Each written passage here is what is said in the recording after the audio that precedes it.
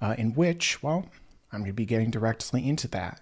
In terms of like the replays that these types of live streams often have, I usually wait for a lot of people to file in. I usually wait for this and that, but I'm not going to do that this time because anyone who's watching this in the future, you're not going to want to do that. You're going to skip ahead and so on. So for people who didn't decide to wait and show up for my stream despite me scheduling it for hours in advance, well, they're the ones who miss out. So let's get directly into that in terms of my thoughts. I actually have a review, which is up on the channel right now for episode 3. And, I've been enjoying the show thus far. I've been really liking it. I think it's well animated. They seem to clearly have been taking their time and putting effort into place and, actually doing what they can to make sure that things really work. That, the issues with the show thus far are very minor.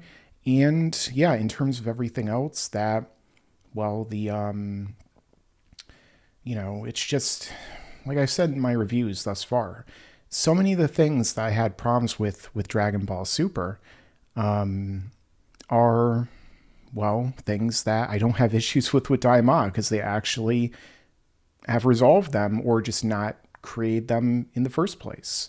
And that is, well, only a good thing for me because the fact that, so many of the things that in my reviews, because I'm reviewing Daima the same way I reviewed Dragon Ball Super. I do review, I do predictions, everything like that. If you guys haven't seen my reviews, it doesn't seem like YouTube is promoting them for some reason, which, to be fair, I did expect this. Going into the show, all year I was like, I would be shocked if the show actually kind of helped my channel get more growth, to get a bunch of new people on, and thus far it hasn't.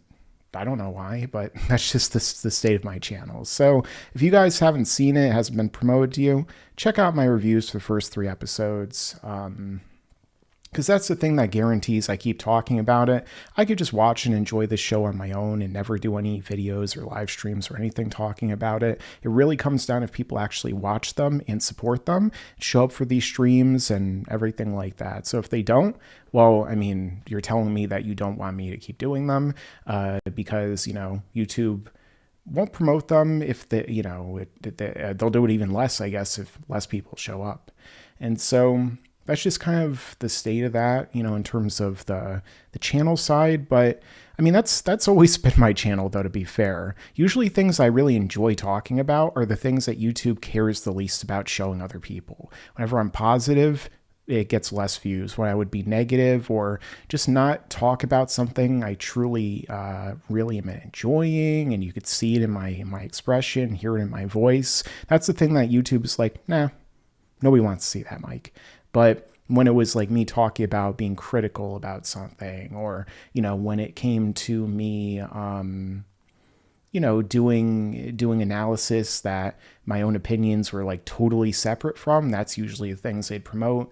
And, that's something that just gets very frustrating doing YouTube. Especially like combine that with like the down periods on the channel and stuff. So yeah, I mean, I just felt like throwing that in there because it's something I'm frustrated about today. I always try and play it 100 with you guys. I'm normally more relaxed recently, accepting the outcomes and the situation. But when it comes to this, it's another example of like, I upload these reviews. Like I'm having fun watching the show, doing the reviews, trying to separate myself from the outcome. But then it's like every time I do it, 10th place, 10th place, 10th place. And it's like, dude, what the fuck? Like I'll talk about Dragon Ball Z. People show up for actual Z, not the franchise is not called Dragon Ball Z. They'll show up for me talking about the Cell Saga, sometimes the Buu Saga. Hell, they even showed up for my recent video about why Jiren is the worst antagonist in Dragon Ball Super, which you could check out on my channel. But then suddenly I review a brand new show that just came out the same day, which would be perfect for getting on that track and that trend and everything. Guess what? 10th place again, another week in a row. And it doesn't make any sense. So yeah, it's annoying, but this is where you're going to hear me talk about this and the frustration of doing YouTube, because, even when I do my best to separate myself from that outcome and the way it feels, and, the frustration of making videos for people who generally often don't care, it's like, well, when it happens, it still doesn't feel the best. So anyone who's like watching this right now, whether it be on recording, on delay, or during the live stream, I appreciate all you guys, because you're the ones who show up for these streams, which pretty much are just people coming in from notifications or whoever YouTube kind of feels the desire to promote them to. I've been trying to grow my stream algorithm. It seems like it has a little bit, so I appreciate that. Whether it's just people who like them and keep showing up, or whether YouTube's promoting it more, I don't really know. I mean, I guess it could be a little bit of column A, a little bit of column B. But in terms of just like the review videos, it's like, what's going on here? What's happening in here? Oh no, so yeah, I just wanted to start this off a little bit with that vent, because, to explain that I do really enjoy this show. And I think it's going really well. It's fun. Like, I sit down, I enjoy it. I like the feeling, the chill feeling that I get watching it and stuff. And, and then it's like YouTube often will try and take that away from me with how the platform works. Or, another thing that frustrated me is I posted this picture. It's like, I shouldn't even do nice things, I guess. I posted this picture on the community tab before saying happy birthday, Moscow Nozawa. And like all the comments are like, oh my God, did she die? And it's like, just read the text. I know the meme is like, oh, Dragon Ball fans can't read, but God forbid, just read the text, dudes. Like, and dudettes, I guess, like, it's her birthday. Just look it up on Google. Like, and so like, you guys would have seen tons of videos by now if Moscow Nozawa, the voice of Goku, passed away. And so it's just like, and then, it's like frustrating. It's like you try and do nice things, you put calmness out in the world, and sometimes people just like, it's like Isaac Newton, equal and opposite reaction. But sometimes that reaction to doing the right thing is way more of the wrong thing. And, or like, I don't know. It's just YouTube and social media in a nutshell, I guess, where it's a matter of, like, where you really like and enjoy something, and then it's like crickets, right? Not even random lizard bug man, cricket man, the perfect cricket man, this hero would say, right? It's more like, I used to even point this out in videos years ago. Like, I would do 10 popular animes I don't like, and not with S at the end of animes. I do know it's anime. And then 10 popular anime I don't like. And I would do a video which is like in the one that I don't like, and then the one I like. So if I just said the same thing twice, it's me. Whatever. But I even said in that video, I'm like, I bet half of you guys won't even watch the next video. That's me being positive and talk about the things I love. I even titled it 10 Popular Anime I Love, just to hammer it home, because you just want to watch me when I'm negative, and then they didn't watch it. So it's like, oh, there you go. You could say human nature, this and that. Trying to just accept the world as it is, but sometimes you just gotta speak from the heart. And sometimes your heart doesn't feel the best when it comes to sharing it with people, and then they just don't want to take it. Hey, story of my life. I don't remember who sings the AFI. It's all good.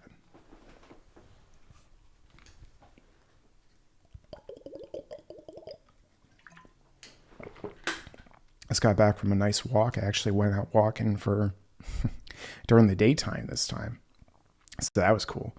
But yeah, I was nice and relaxed. I mean, I did almost get run over again, but I'm used to that every day. So how's it going, Xavier? Senor Unchained. Is that like the Spanish version of Django? Robert Brown, Cemetery Hill. Gemelius Wonderburger. Jamelius? Gemelius? I don't know.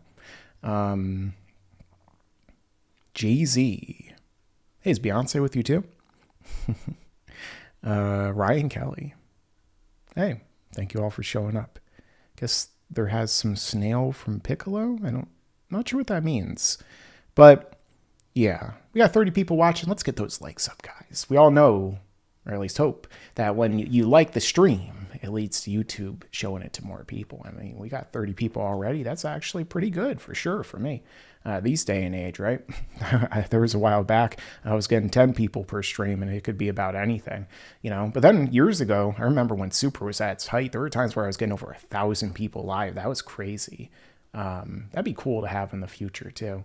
But hey, whoever's here, I appreciate it. Like I said, always got this going out to you guys. Let me put that in the chat too while I'm at it. There we go. How do I do actual heart emoji? I don't know. Let's do Harold yelling. That one's funnier.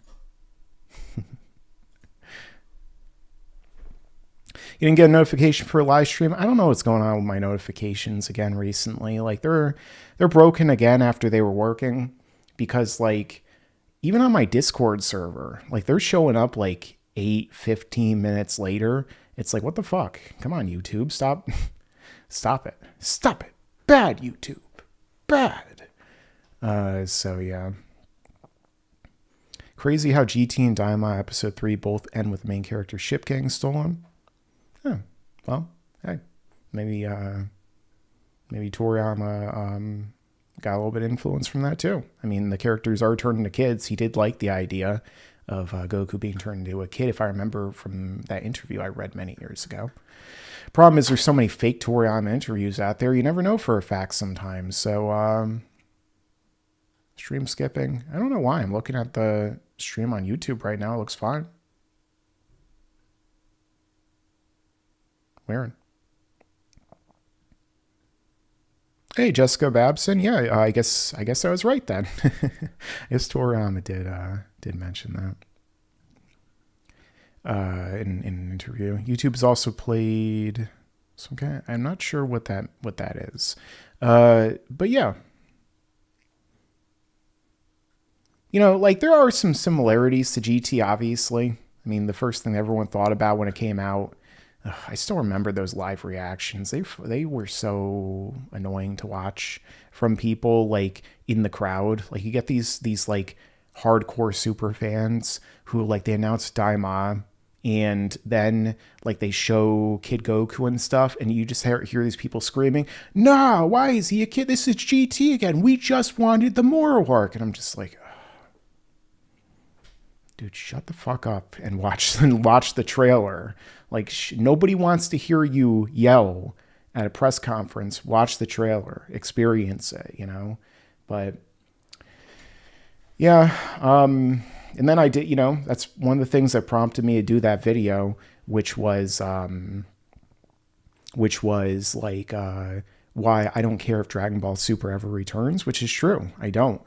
Like like today I had a comment on my Daima review, which is like, this is garbage. Like they could have adapted Moro and Granola and Superhero. It's like they already adapted Superhero as a movie. And then what is it? But instead they made this shit. This is weak or something. I'm just like, yeah, Toriyama decided to tell his own story that's better thought out and written than any of those. And it's true. The first 3 episodes, it's clear that he already put a lot more thought into it and the writers behind it than Super for the most part. I mean, like why do you want to see Moro animated, honestly? Just for the good parts? Like are we just going to pretend the ending didn't happen? Like why? Like I don't care if they ever animate the manga after the Tournament of Power and before Superhero. Like I don't ever need to see it. Like I don't like it because I gave up reading it again because of that stuff, because it's just poorly written, because Toyotaro is not a good writer. Toriyama, vastly better writer than him. Nothing Toyotaro puts out feels anywhere near as much like a Toriyama product compared to the movies and Daima. Just 3 episodes of Daima feel way more like Toriyama than anything Toyotaro has ever done. It's like, but Toriyama wrote the manga. No, stop. Just stop. he clearly wrote this. He clearly worked on this way more than anything in Super aside from the movies. And, it feels way more like Battle of Gods that Toriyama literally went in and rewrote the script and changed a ton of stuff than it feels like anything in the Super anime and manga by far.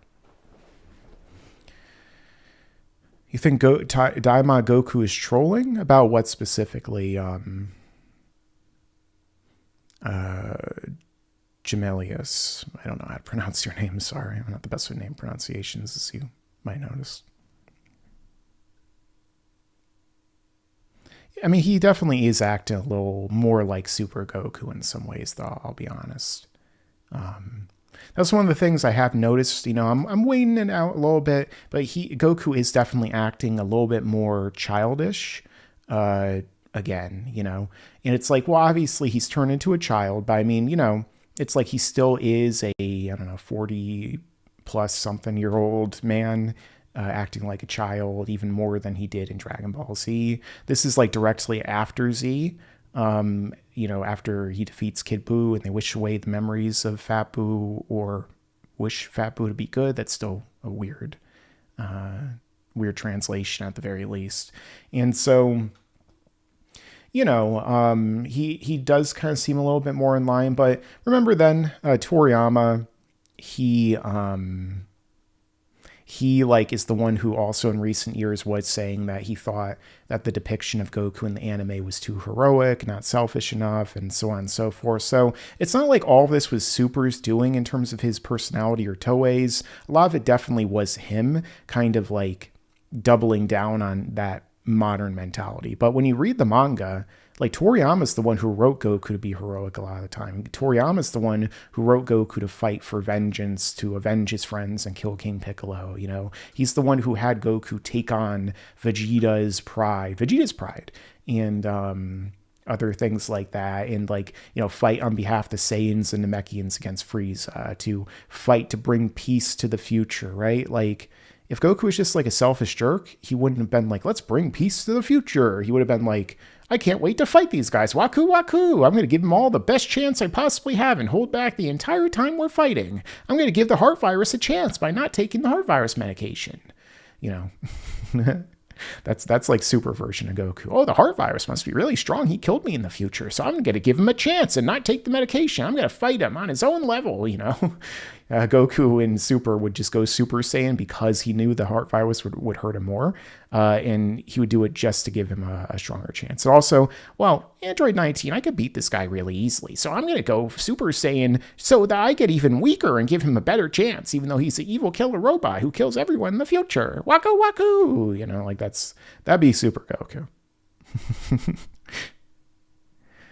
Yeah, Goku's Japanese surprised woe voice is annoying. He does it every second minute. No, I think it's fun. I think it's funny. Hey, Golden Scouter.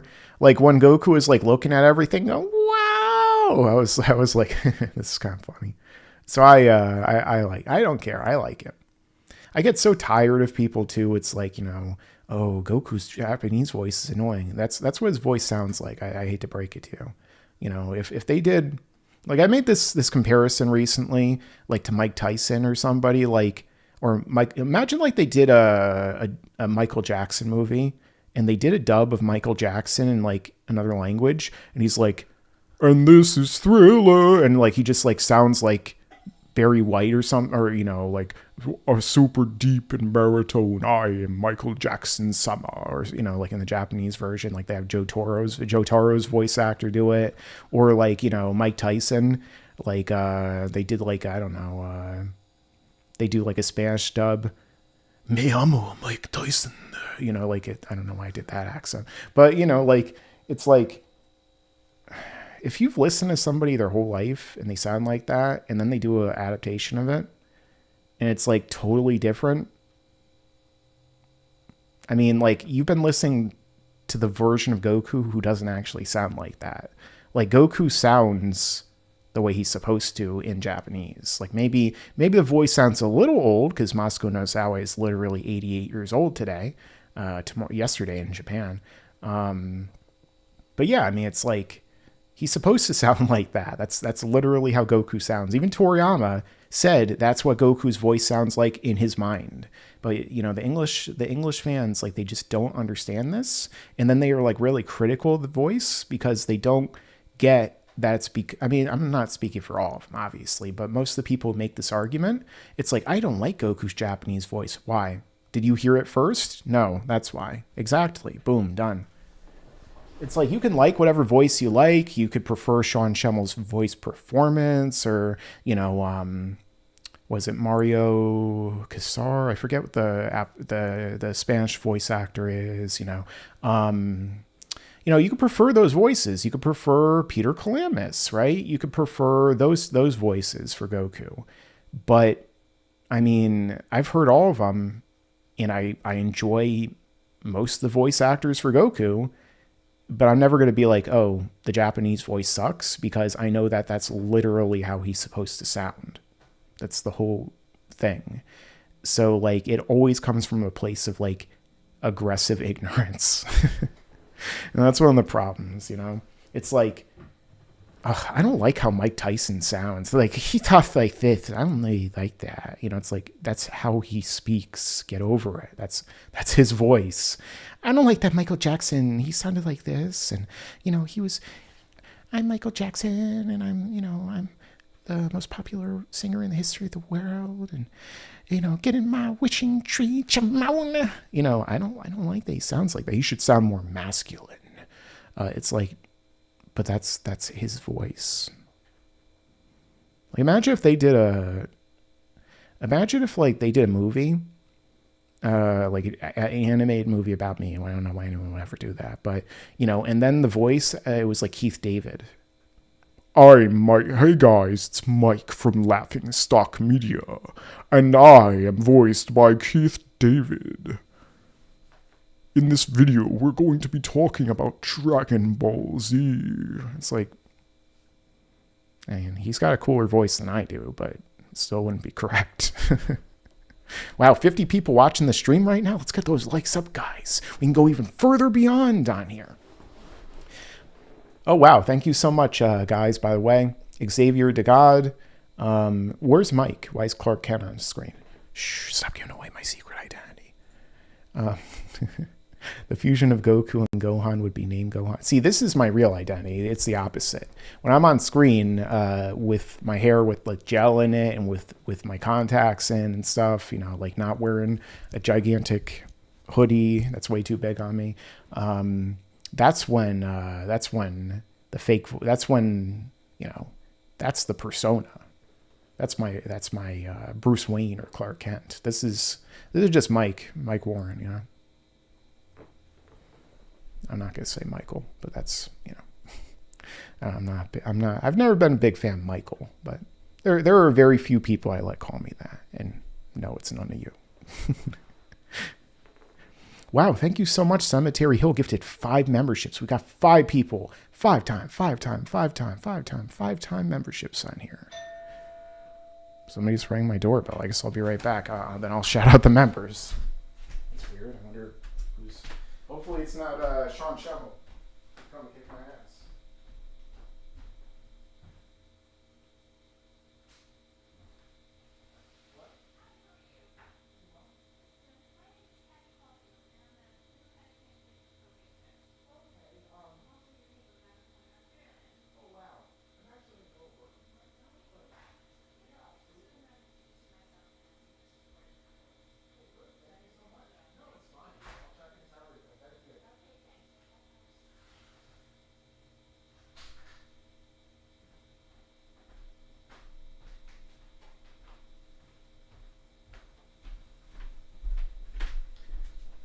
I guess somebody wants me to vote for them.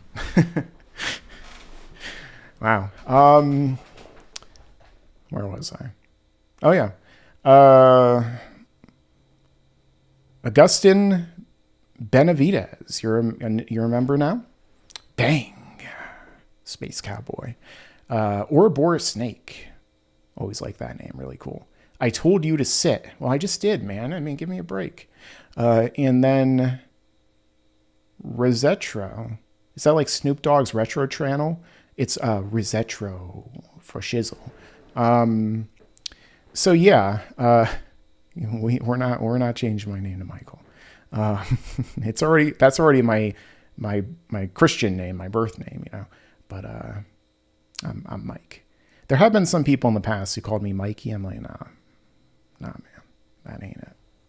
Do the Vince McMahon thing, like cut it out. And there ain't no Mikey or Michael. Now, let's see. Not even Mikhail. Michelangelo. I'm not Big Mike. I'm not big enough to be Big Mike. I mean, then if I was Big Mike, I'd actually fit in this hoodie.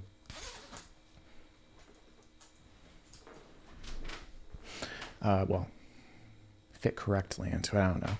But yeah, thank you so much, Cemetery Hill. If you guys want to join my Discord server, by the way, if you're members now, head on over to the community tab. Just go to my channel, click on community, and there'll be a special link that only members can see to join it. Then you could be a part of like all the stuff we got on there. There's a lot of stuff going on. Plus, if you have Sparking Zero on PC, I need more members who have it on PC so I could actually play the game with them, because I did say I want to play with my members on there.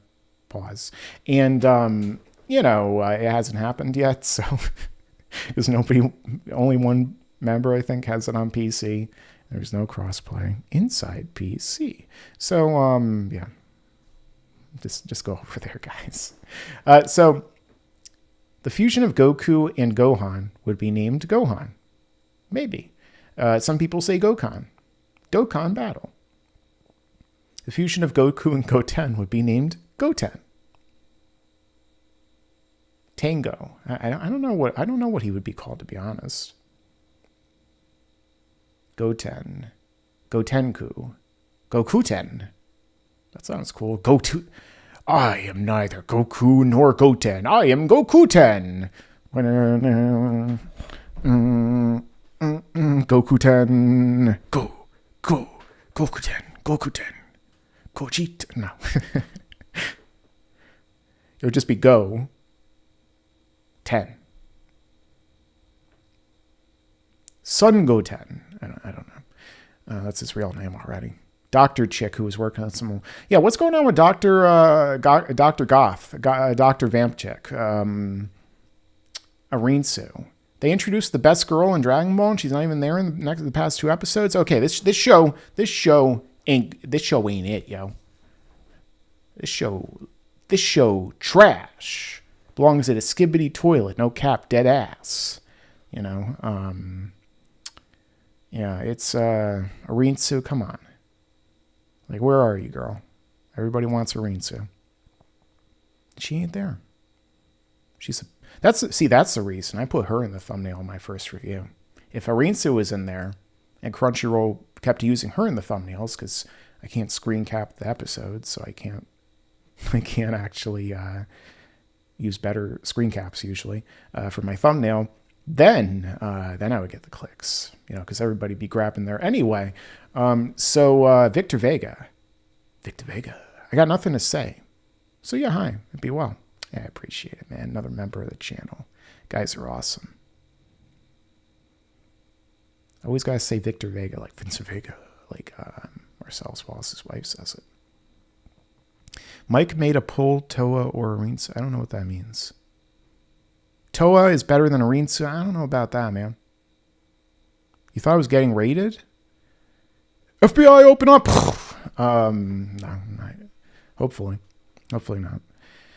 Female Supreme Kai, yeah, maybe Kuten. No, I don't like that. That sounds like cooties.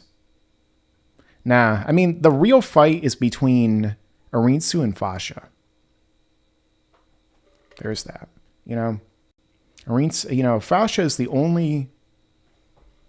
I think Fasha is the only female Dragon Ball character who ever got blasted from behind on screen.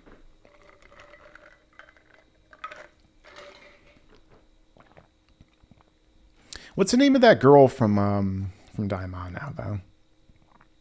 The one who's dressed like a shy guy from Mario. I'm trying to remember. I remember they revealed her name, but I don't remember what it even is. I don't know. We're going to find out next week. That's for sure. Fasha's a deep cut, or do you mean Zanya? Wait. Pansy. Oh, okay. What's, wait. Fasha or Zanya? Which one's Fasha? Is Fasha the Saiyan girl in Bardock? Maybe I do mean Zanya. Who's Fasha then? Austin Powers Fasha.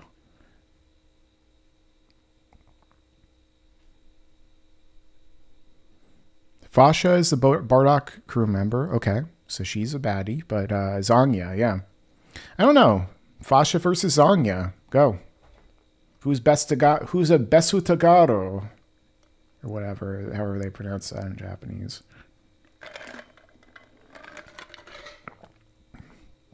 I need to push and go even further beyond.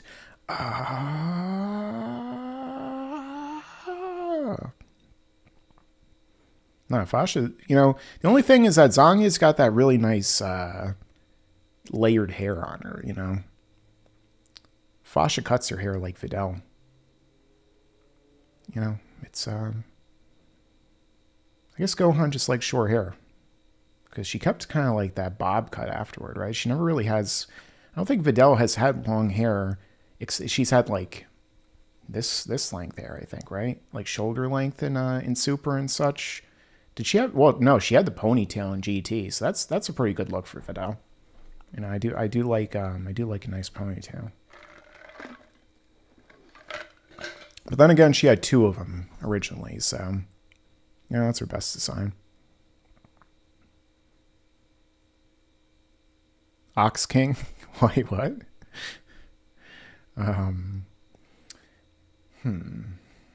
It is interesting though, like looking at the OP and ED of the show, we do see some of the characters that end up in the Daima Kai, the demon realm, the evil realm. According to Toriano, he said that Daima is more like evil.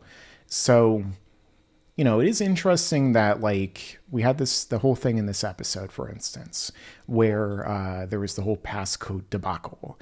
Shin being Supreme Kai, so he is typically on the room temperature and igloo level of IQ.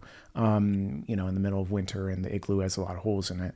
Kind of like Zamasu's plan, but it was made by a Supreme Kai. You see, the thing is that he kind of forgot to tell Kibito about the number until it was a little bit too late. But he is acting a little more intelligent in this show thus far. I will say that, to be fair. He seems a little bit more competent. I mean, after all, it seemed like it might have been his plan to use Boo's gases in order to defuse. There's a lot of stuff with gas in this episode, too, and not just gas Korloth or gas from the heaters, right? Like, there was, like, the gases in the air that makes everything thicker and heavier, and then Goku let out some gas. Is that the first ever fart joke in Dragon Ball?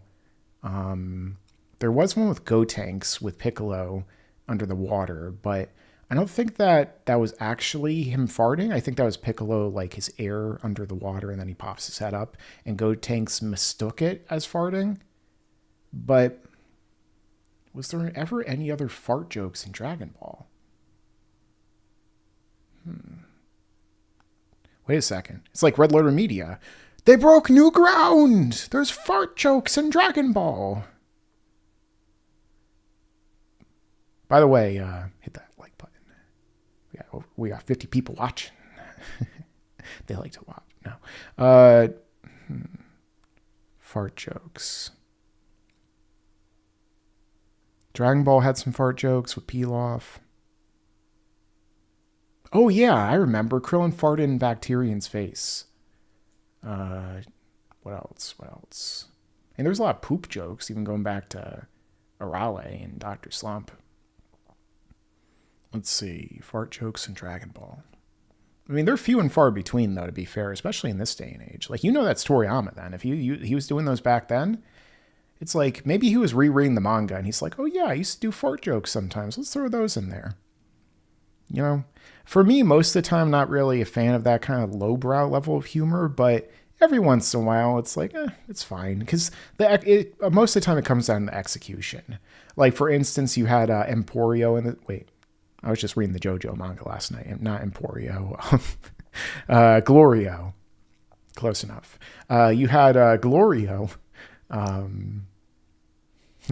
You had Glorio dressed as a baseball player and with his ghost stand, but no. You had Glorio flying the plane, and he's like, the smell of the gas is stronger now. And then the Supreme Kai, I think, looks at Goku and just blushes and stuff. He's like, whoops, you know. And they had a setup and a payoff, you know. It's like, you know, even that fart joke is a better joke than... I guess it's a joke of Goku not knowing and understanding what happened with Trunks doing the baby bird thing, making out with Mai and spitting the senzu bean in her mouth. Mai and Trunks are into some weird stuff. But you're married, Goku. You don't know what that is? What does that have to do with anything? It's like, is this a meta joke? Or is it a joke about Goku not understanding the baby bird thing? You know, they could have executed that better. And this one, simplistic humor. Like the stuff my grandfather used to like. My grandfather used to like the fart jokes for some reason. I mean, it's just that generation, I guess. But he would do the pull my finger, and he had a singing, dancing Santa Claus. You know, like the Jingle Bell Rock Santa Claus. You know, like those things for Christmas, and it would fart. So he'd be like Jingle Bell Rock, and you know, like it would be raspberries all day. So yeah, that was interesting because I was like, it's a fart joke, but then again, I don't know. I guess it fits the tone. Daima is a lot more chill, laid back. Hopefully, like, you know, my streams and stuff tend to be. I was a little heated at the start, you know, but I'm better now. You know, sometimes you gotta vent. It's better out than... Wait, let me do my best Shrek impression. Damn it. Hey, donkey, it's better out than in, I always say. That might have been more Irish. Whatever. I'm American.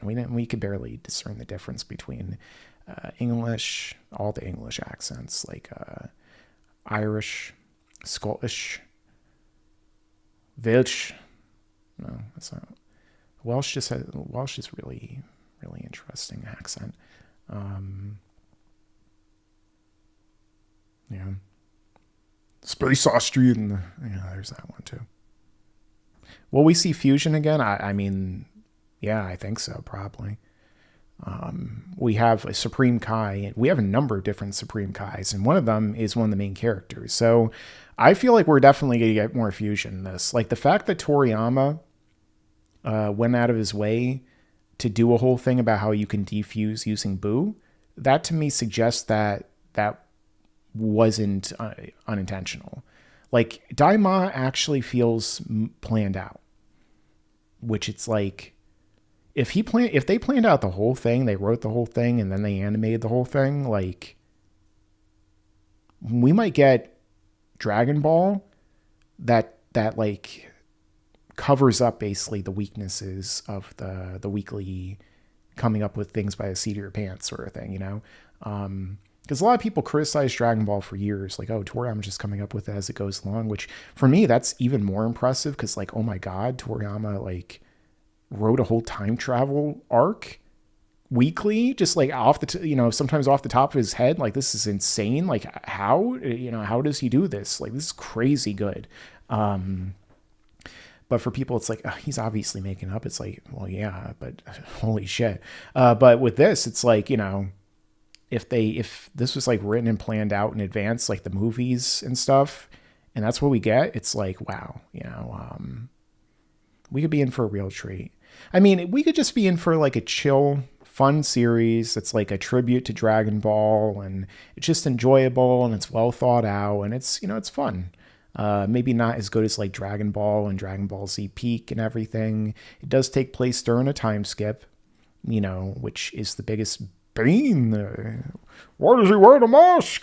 Crashing its plane. Sort of. Wait a second. They do have a plane in the show. We get like a masked villain show up. It's like, why did you steal my plane? So I could crash it with no survivors, But yeah, like we might just get like a chill, fun episode or fun series, and you just throw it on for fun. It's like a hangout show to watch and enjoy. It doesn't have to be like the most amazing thing ever, right? As long as it's good and fun, it'll be better than Super. As long as it's pretty good, it'll be better than most of Super, which is, I mean, hey, that's just how I feel, to be honest, So like, as long as there aren't too many things that are like, this is like idiotic and makes no sense, it'll be better. Like, just like the fights, like you could say what you will, like there's gonna be a lot of fans that don't like Daima, because unless it eventually turns into this, it's gonna be like, why aren't there more transformations? Why isn't there like these crazy light show battles and explosions and blowing up the universe and stuff, like the things that people really enjoyed about the spectacle, let's say, of Dragon Ball Super. But for me, the whole show thus far is more of a spectacle in a different way. It's not a spectacle of like insanely high stakes and gigantic explosions. And this guy is so strong, he's destroying the macrocosm with the shockwaves of his punches. It's more like, it looks great. It's a spectacle because they're actually trying with the story. Like they actually thought it out, and they like are. It's like I'm watching like a well-written, well-constructed anime. Like watching Super, I forgot what that was in Dragon Ball, at least, And so like I was watching the fights today that look great because Daima looks great generally, and even like the weaker parts still look really good, especially compared to like early Dragon Ball Super, right? Like, night and day, if we're going to keep doing the comparison game, right? We don't need to, but, and so like I'm watching it, it's just like, sure, it's just Goku fighting some guys in a bar, but it's also like, wait, Goku has some struggles during this fight. He has some limitations. He's getting used to his body. He's getting used to this strange atmosphere. This is good because there's thought put into it. It's not just action figures go smash, like there's thought put into it. It's good. So like there's going to be a lot of people who don't understand that or don't care that are going to be like Super is better. But it's like, I'm just watching this and I'm like, even though it doesn't have as much spectacle as the fights in the Tournament of Power, Goku fighting random henchmen or random demons or random creatures in a bar is better than most of the fights in the Tournament of Power because it actually makes sense and has logic, like it actually Goku, it's not just like action figures hitting each other with like, just like that type of presentation. They're not in like a ring floating in nothingness and like gigantic explosions and light shows happening. No, like Goku's just fighting some like guys in a bar, like in Star Wars, the Mos Eisley Cantina, and it like makes sense. And he actually has to overcome things that make sense that were established. He's not like just regenerating his stamina while he fights out of nowhere. He's not like going Super Saiyan to fight somebody, then he fights in his base afterward and, like, or before even. And like, it's not just like insane, like nonsense. Like it's actually like, this makes sense. I like it. It's good. It's like, this is how a show should be written. So yeah, like, I guess I understand why some people won't like it because it doesn't, things that make sense and aren't like over the top insanity where action figures punch each other and explosions and light shows happen, won't necessarily appeal to a large demographic of the audience. But for me, it's like, hey, good job. It's like Trunks, like, or wait, no, I mean, Trunks was doing the thumbs up with my eyes, like, yeah, but then it's also like, I'm like Joseph Joestar, like looking, and that whole scene is weird after you find out what's going on. But, you know, I'm like Joseph Joestar looking through the peephole. Nice, you know, when I'm watching this. So I like it. It's good. It's a good show. So far. You know, so far. Thank you so much, Xavier. Android 16 versus Alibu. Who wins? I mean, they're both the same person. What the hell are you talking about? The Android 16 versus the muscular Alibu. I mean, he's just it's just Android 16 in a wig. He snuck his way into heaven. He got past the muscular Yamalak. You know, he's not even supposed to have a sword. He's a robot from the future. But, you know, he put on somebody else's dress, and they put on a golden wig. And he said, oh, I'm like Hercules Thor from the past. And King Yemu was like, works for me. And so it would be a draw. But then Yamcha would win. I hate him so much. Anyway.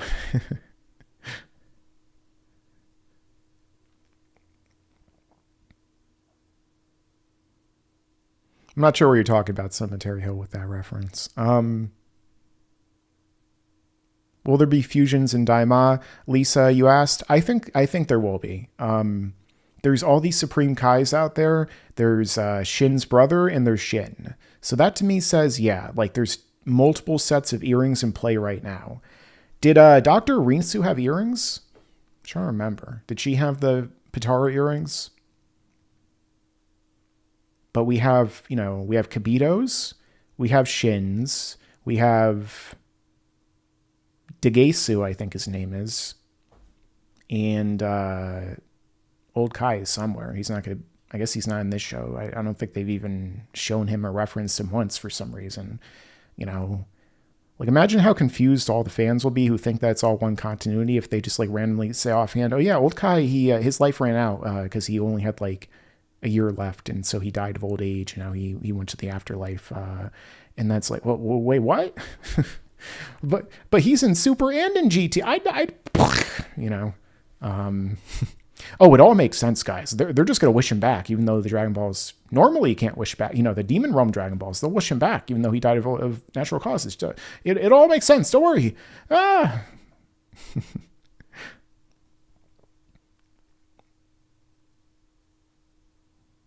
No, she didn't. Okay, I see. Look her up after the stream. But no. I mean, the thing is that just because she's a part of like the same race or whatever as Shin doesn't mean she's a Supreme Kai. The thing is, though, it's weird. Like, that's one of those things that I guess we were never told in the continuity of the anime or the manga or the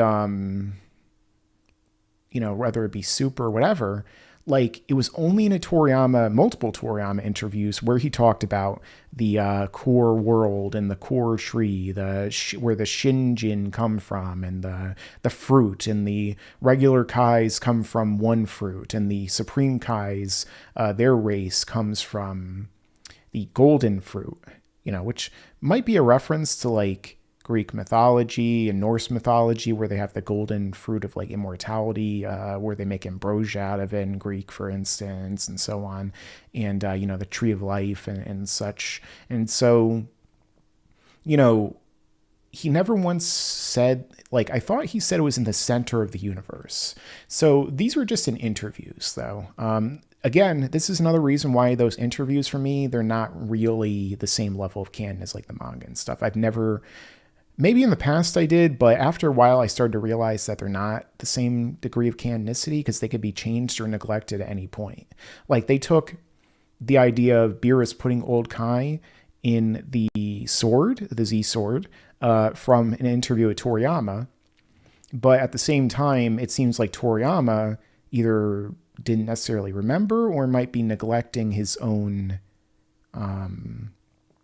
canonicity, let's say, of his interviews, because now we're finding out that the Supreme Kai from Universe 7, Shin, is a member of a different race called, trying to remember what it is. I said in the review, but he's a member of a kind of race that comes from the second demon world, which is of a higher status than, is it the third one? I'm trying to remember.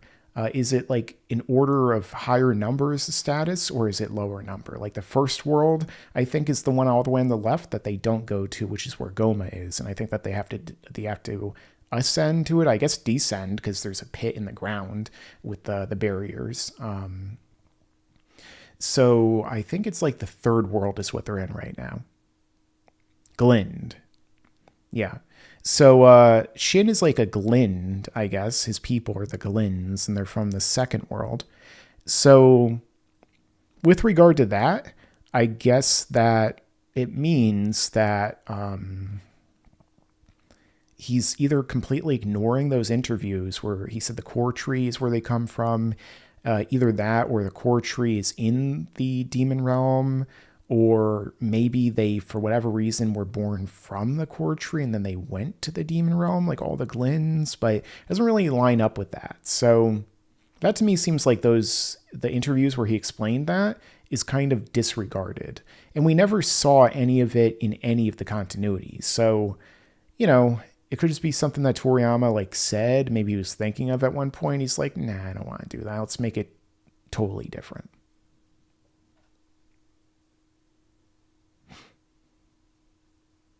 So yeah, I mean, there already were contradictions a little bit if you read all the interviews on Kanzenshu. Like, for instance, he made it seem like they were picked in like a lottery to become Kais. And then after that, there was also, what is it? There was also like, they were like appointed. So it's interesting because it directly contradicts the manga too. Like, for instance, Toriyama said that when a Supreme Kai dies, like for example, in an accident, that immediately there will be the Shinjin fruit, the golden ones, that will immediately grow to replace those Kais. But then all we have to do is look at the manga, and then we know, well, wait a second, if that was the case, then there would be more than one Kai in Universe 7 with Shin already by the time that the Buu Saga happens, because Supreme Kai's, like the West one, and you could argue like the southern one is dead. We don't know what the heck happened to him after he was eaten. But, things like that. I'll read that in a second, Nick. And thank you so much, guys. What is it? Like, you can argue that like they would have already been there, like with him already. I actually did a video years ago about this called The Missing Supreme Kais in Dragon Ball, because they should have been there if, according to what Toriyama said. So that was already something that was a little contradictory, because you just have to kind of think, well, what's the time span here? But then again, there are interviews where it's like the Supreme Kais and Kais live for tens of thousands of years, but then, it's like, well, wait a second, the Buu Saga happened millions of years ago. But then there are translations like, was it millions or thousands? I remember back in the day, people didn't really know if Frieza and Goku had a 12 and 15 million power level respectively, or 120 and 150. I mean, it's a whole thing. Like, did Goku have a 300,000 or a 3 million base, right? So like sometimes it would make more sense if it was the smaller number, but either way, it doesn't really matter. So thank you so much, Cemetery Hill, for your super chat. You said crackpot theory. Pansy is Kid Toa, aka Deborah's sister. Time travel shenanigans. I mean, hey, you never know. Toriyama has made things canon in the past that weren't, or at least a part of his new continuity post Dragon Ball manga. So he made his own version of Bardock. He referenced Bardock from the Bardock special.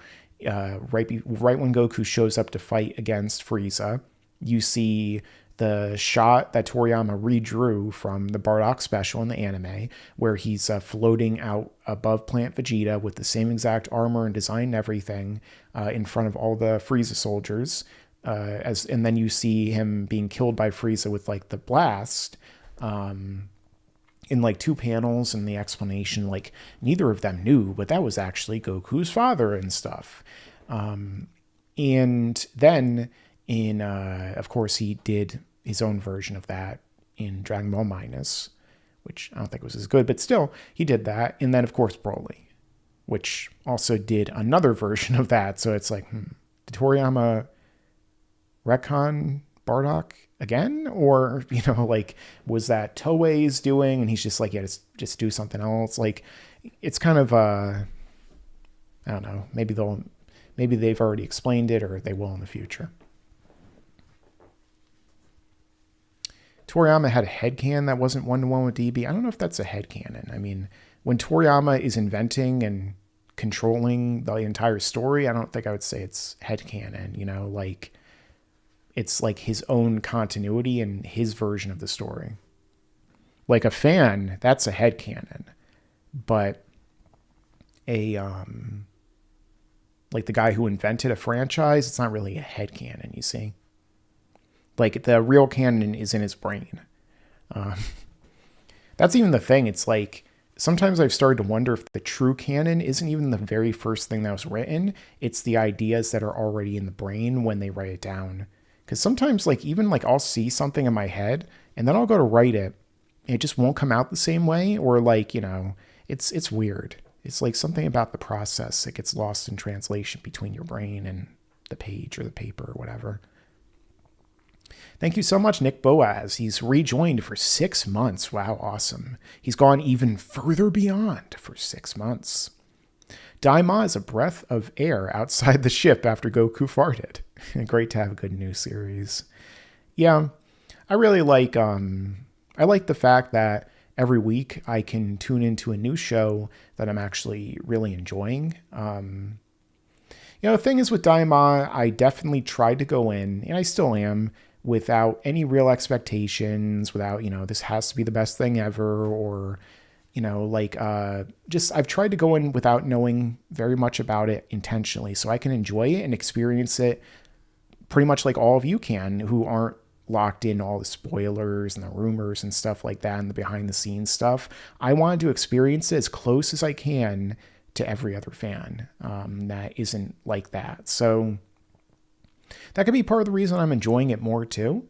But it's like, at this point in time, it's like I'm talking about a franchise I love. And so it's like, the more I lock myself into it, the more I look up spoilers, the more I do this and that, all it does is make me enjoy it less. Like, when I used to have friends on YouTube who would spoil everything for me and just like it would ruin the experience for me, because I would know what's going to happen. Like when Resurrection F was coming out and people kept saying, oh, what do you think about Goku killing Frieza and like this and that?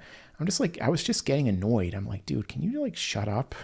Like, do you have to ruin this for me? Like, can't I just watch it in a theater like it's supposed to be seen?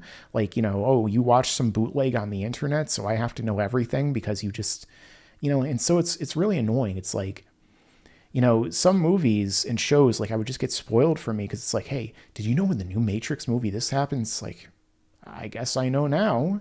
Thank you for unsolicited spoilers and ruining something for me that I could have experienced the way that they intended and maybe had a different reaction to it. So I'd rather just experience it like it's intended to and like everyone else. I don't need to know everything, and I honestly don't care.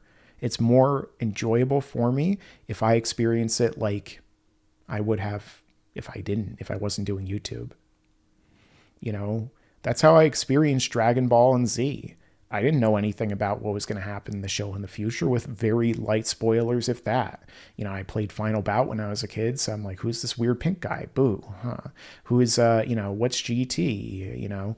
But I didn't really know much about it aside from that sort of stuff, or when I would watch in other languages on like the international channel, and it was better that way. I didn't know anything about JoJo when I started watching it. Now it's one of my favorites. I didn't know anything about Hunter x Hunter when I started watching it. It's one of my favorites. Like, how much does knowing something before you go in really become a detriment after a certain point? And that for me is one of the biggest reasons why I'm like, I'm not doing it this time. I don't need to know and I don't want to. And hey, I'm enjoying it thus far. So if I already knew everything going in, maybe I wouldn't be saying that as much. It's like, yeah, but it's just going to lead to this. And, and sometimes it's bad because it's like, I didn't know what would happen at the end of the Future Trunks arc. And Then I found out, but yeah. So either way, definitely a really good show so far. You know what? Let me do a poll in the chat. I forgot to do one. And doing one every week, and I'm slacking. Sorry, guys. Let me do one right now. See what you guys are going to rate it out of 4, because I can only do 4 options. How do I do this again? All right, here. Start a poll. What would you rate Daima episode 4? Oh, hey, or 3. I'm getting ahead of myself. Hey, Golden Scouter. I don't know if I said hi to you before, but hey, thanks for joining. I'd love to have you just on a stream sometime, just to, chill and talk. So let's rate 4. So 4 being the best and 1 being the worst. So 4, 3, 2, 1, go. After I put an exclamation, after a sentence. Go. Ike, vote in this poll. Okay. 60 people watching. Let's get those likes up, guys. I gotta do the YouTuber thing and ask for likes and engagement. Hey, it helps. It definitely, it seems like the more likes I've got on the stream so far, the more it's gone up. The only thing is that whenever I make a reference to how many people are watching, people click off. You have none, will never watch Daima. Dragon Ball ended. I still like Dragon Ball, but it's over. When did Dragon Ball end for you then?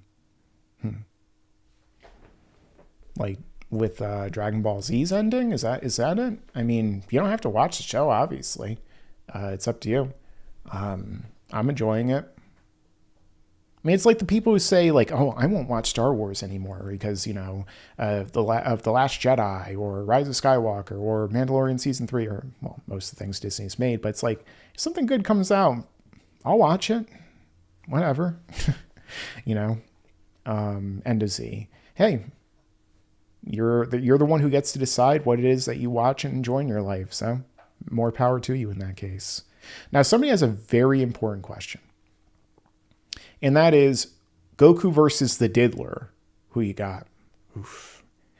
Well, we know that Goku, there's certain weaknesses he has. Maybe Goku would be weak against Rufinol, so there's a chance that he would lose. Like if he went to one of those parties. Am I going to get demonetized for this? I don't know. If the Diddler catches Goku off guard, like he did with all the people who went to his parties, allegedly, hypothetically, don't sue me, then there's a chance that he would lose. But yeah. I think the Diddler already lost and is in prison right now. But either way, I still don't want to get sued. Not interested, guys. Don't feel like getting sued.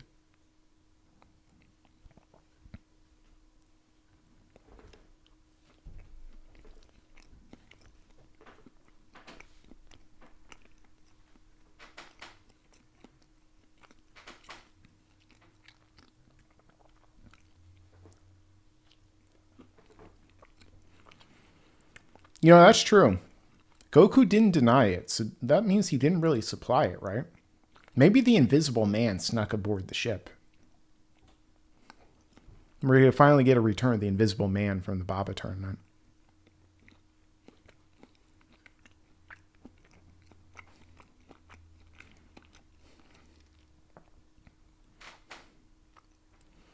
I've considered doing just a sarcastic video in the past all about I'm going to fix every single Dragon Ball plot hole in one video and just make it all about the Invisible Man from the Baba tournament and be like, every time something happens that doesn't make any sense, it was him.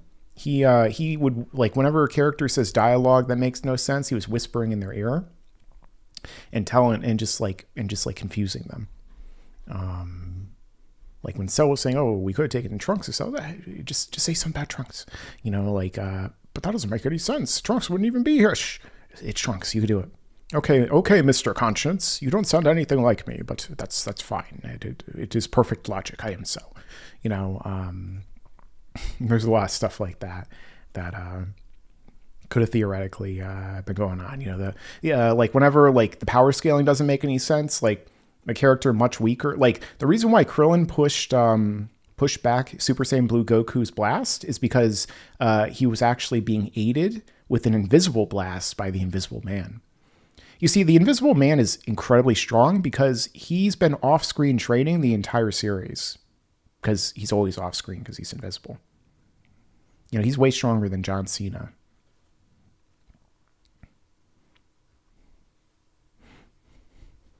That's where he learned the technique from.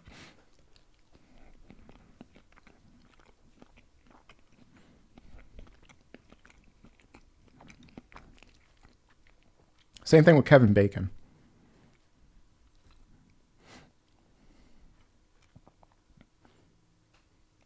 His power level is invisible, so you know it's high. Like the scouters couldn't read him on Namek.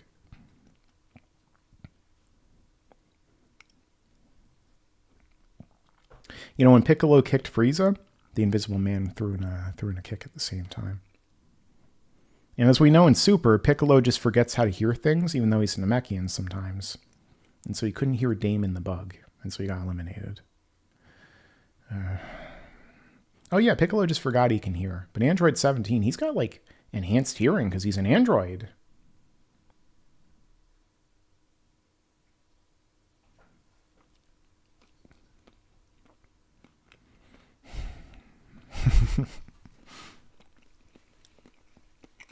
Oh yeah. You're right, Golden Scouter. The Invisible Man was plugging up Piccolo's ears. And I'm forgetting my own lore.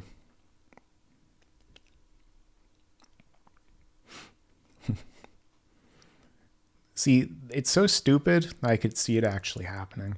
It's like what Red Letter Media would say about the new Star Wars content. It's so stupid, it has to happen. And then they ended up predicting a lot of things. Like with the Solo movie. Yeah, he's going to have everything that has ever happened to him in like one movie. He's going to shoot first. He's going to do the Kessel Run. He's going to meet Chewbacca. It's all going to be in one movie. And then it happened. It's like,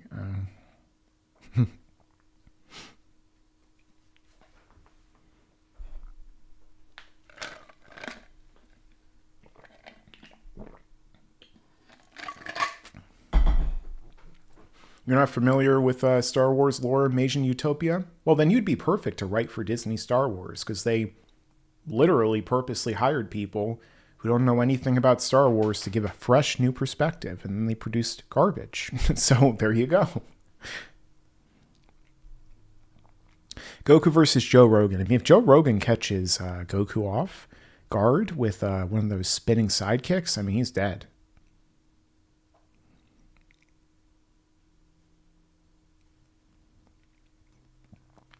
Zamasu and Arinsu are idioms in Japanese that stuck-up people use in their speech. Interesting. I didn't know that. The Invisible Man snuck on a Goku ship and also the space pod to Yardrat and back to Earth. Yeah, I mean, he was invisible, so maybe he can shrink too.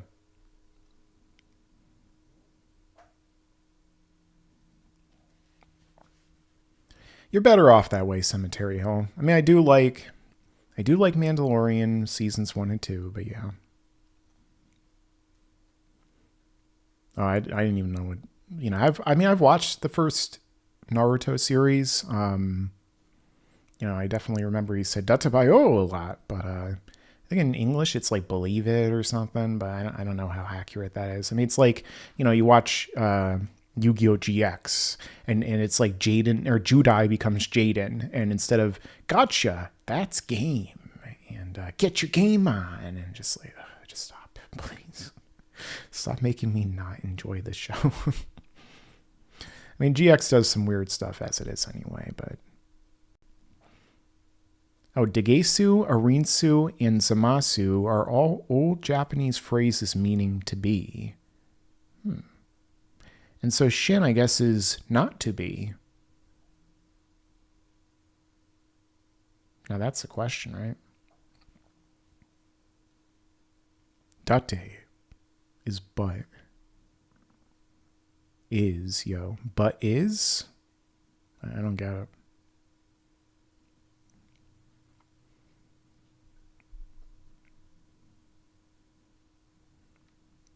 mean, it'd be much weirder if they translate Naruto's catchphrase literally. But is. Wait, what?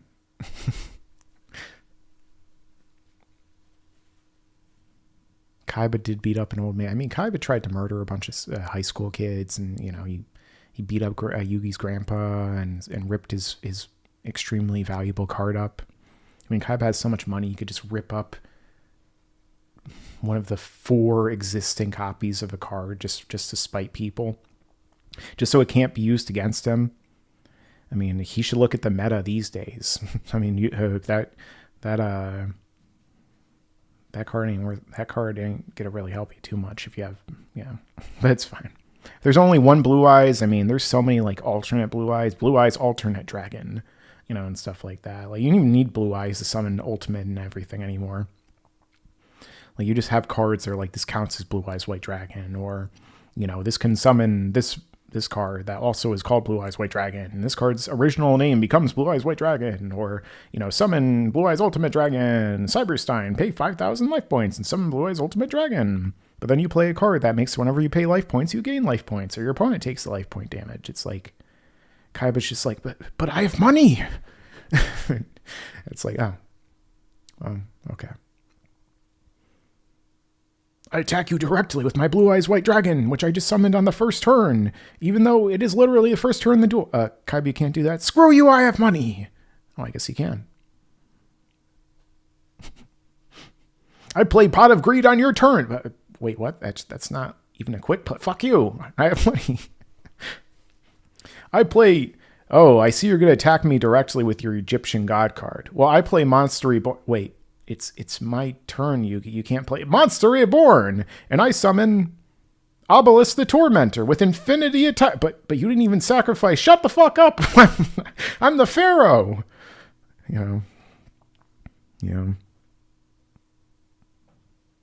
I make the rules. I invented this game like 5,000 years ago in ancient Egypt, back when ancient Egypt didn't really even exist.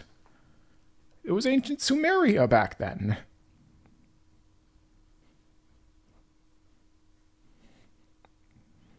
I invented this game back when it was just the Indus Valley.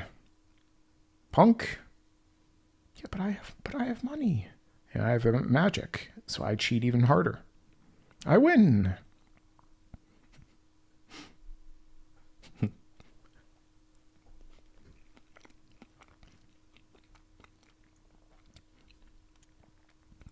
All right, Yugi, there's no way you could possibly win. All my monsters are much stronger. They're all buffed by Yumi, and you're screwed.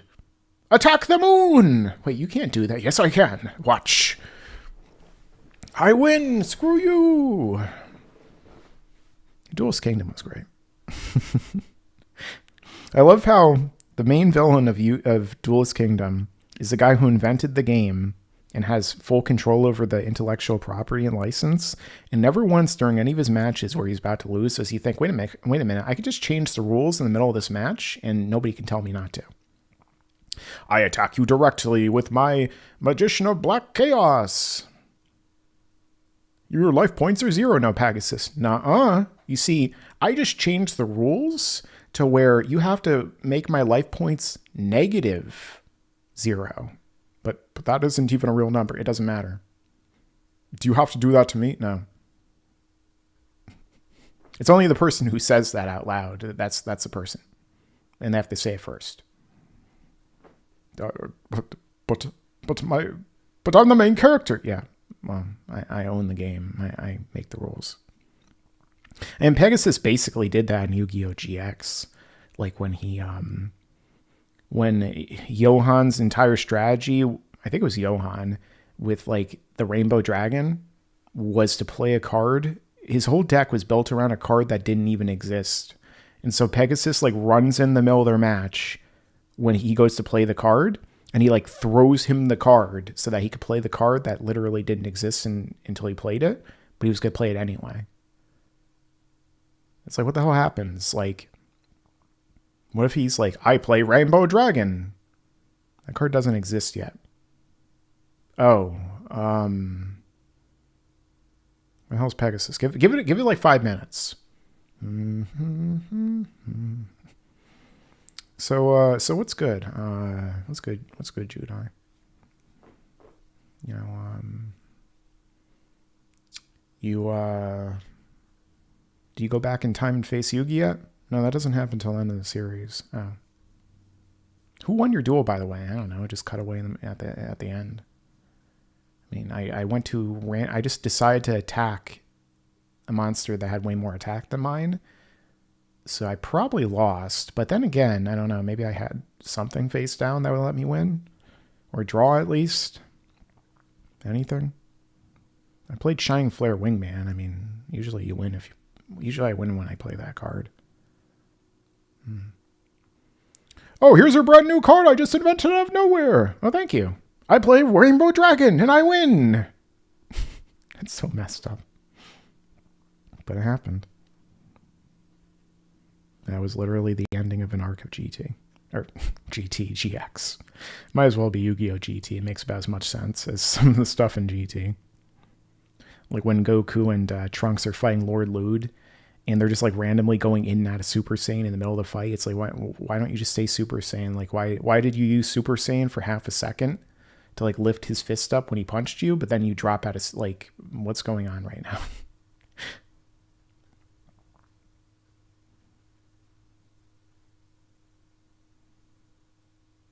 No, I'm not really a fan of those, like, those politicians do things with AI voices videos. I don't really find them entertaining.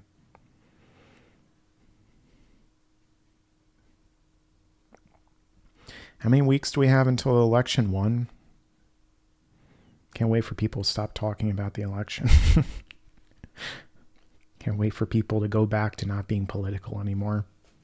That's a weird thing about, I don't know if it's like this in other countries, but in America, as you know, in my experience, it's like most people won't care about politics or do any research or anything into them until the year the election happens, and then suddenly they're all hyper political. It's like, well, you didn't care about it the other 3 years out of the year, but I guess you care about it now. I don't know. I guess people are more polarized these days than they used to be, but still.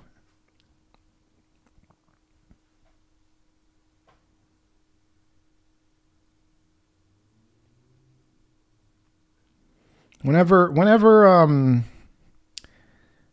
somebody gets elected, presumably, if this is real, then, you know, then people will stop talking about it eventually, I guess. We'll see.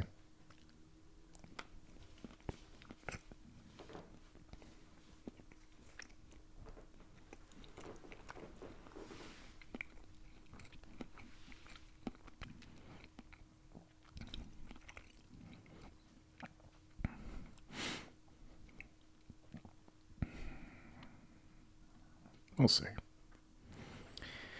Yeah, Dragon Ball Daima. So,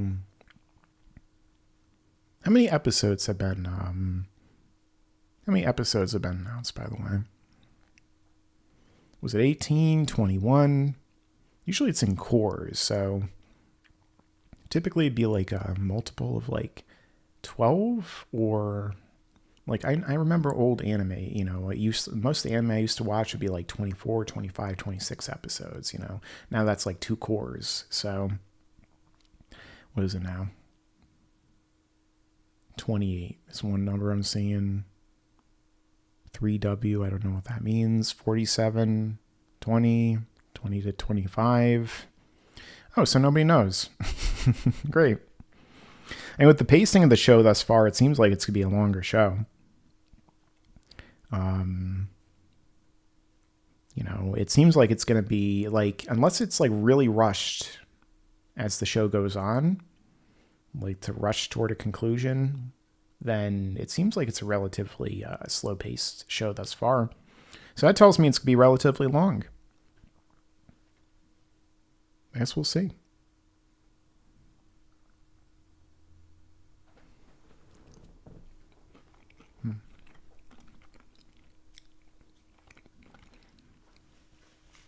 Actually, like some muffin with these crumbs. Let me be right back. Actually grab some real food.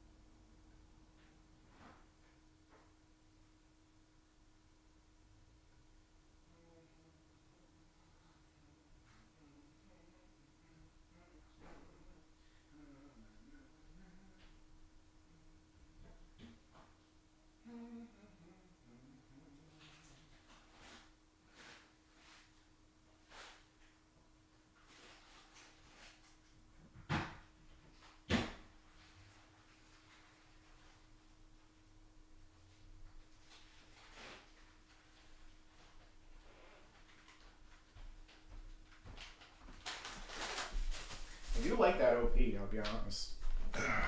When I first heard it, it was like, it's all right. But then, as I've heard it more and more, I'm like, I really like this OP. It's really chill.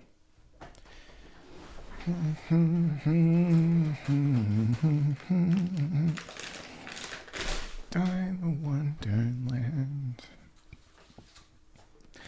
I didn't dislike any of the music from Super in terms of the OPs. I liked Chozetsu Dynamic, and I liked the Limit Breaker, whatever it's called, until they started claiming my channel every single time I went to the Tournament to Power Ring in Sparking. So I don't like it as much now, but I do like it as a song in general without the bias. That one was exciting. This one, it's more chill. New story. It's pretty, I like it. It's nice. Got some extra spicy salsa right here. Limit Breaker X Survivor. Am I supposed to say the X, or is it like Hunter X Hunter? So I got some habanero ghost pepper salsa from Trader Joe's. Extra hot. It actually is pretty hot. I like it. So I'm going to eat some. Hopefully I won't spill it all over myself. Let me actually get a plate or something. That'd be preferable to spilling something all over myself.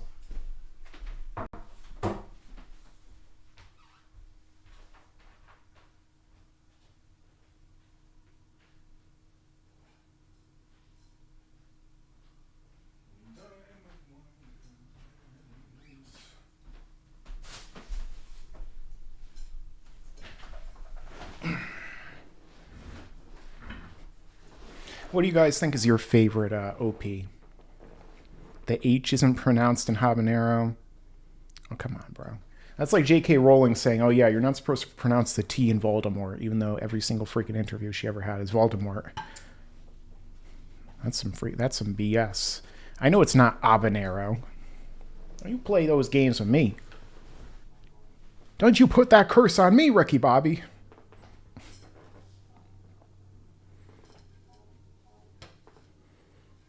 Yeah, oh yes, the evil Frenchman, Lord Voldemort.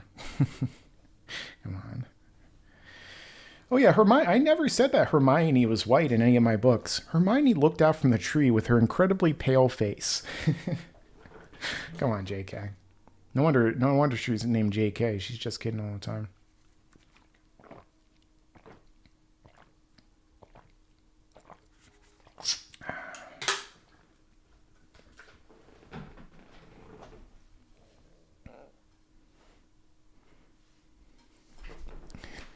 Oh yeah, she's totally albino. I mean,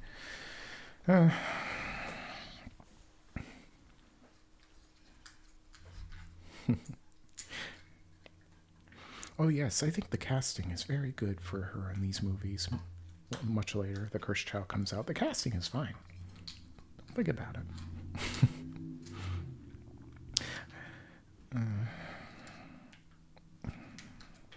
Can't get this open. Wait for it.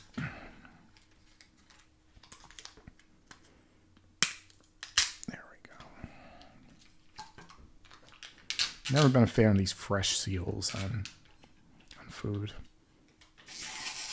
At least not these kind.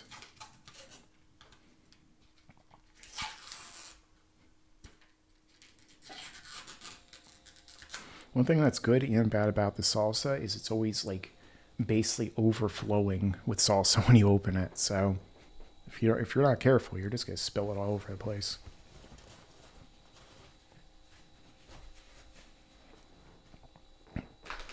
Oh yeah, this is spicy salsa. It's habanero ghost pepper.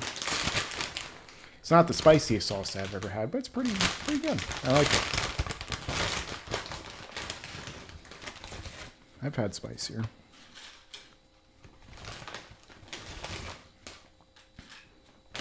I've had like Carolina Reaper salsa and stuff, you know. But this is probably one of my favorites. I get this relatively regularly.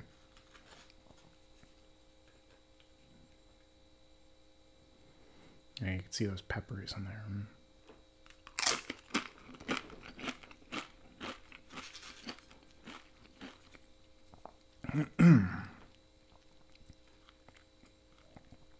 Yep. Definitely spicy.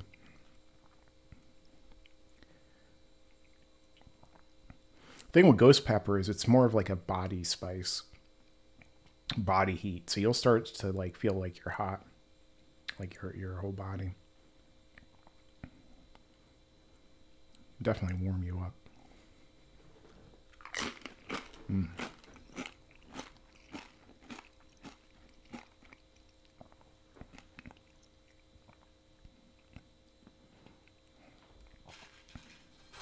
Oop, I almost dropped it all over the place.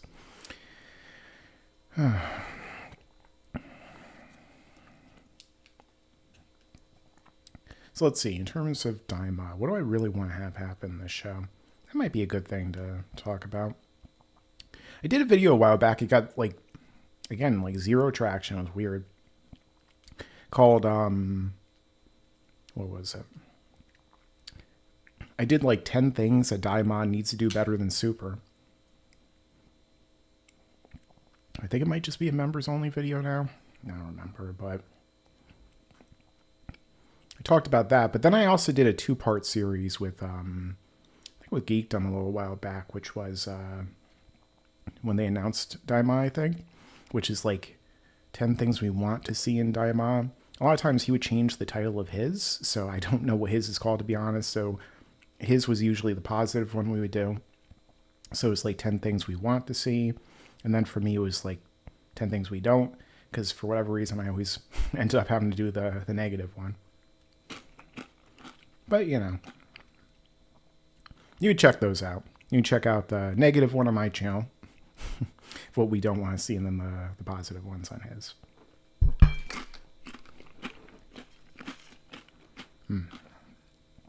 That's good. There's only one time I got to do the positive one on my channel, I think, which was Dragon Ball Nation.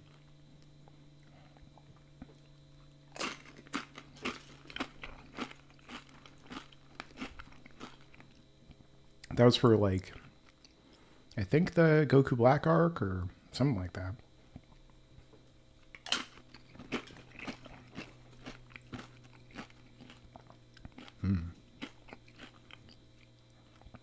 So good.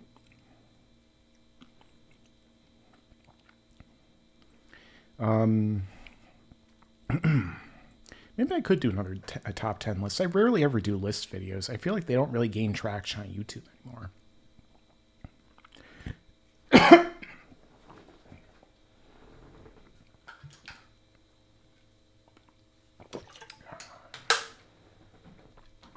So maybe I could title it differently, being like the things I like most about Daima thus far,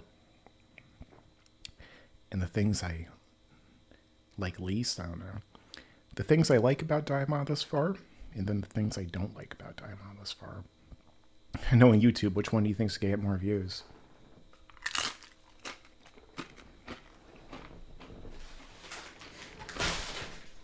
All right, Mike, stop almost dropping everything. You could do this.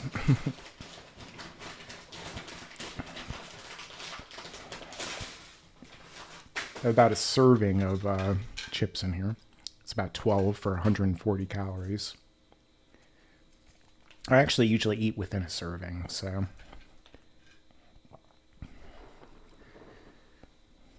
Tracksuit Gohan is worse Gohan? Probably.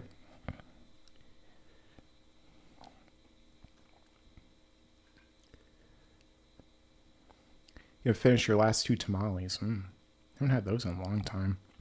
I think I'm actually going to go and eat Mexican food tomorrow for my sister's birthday.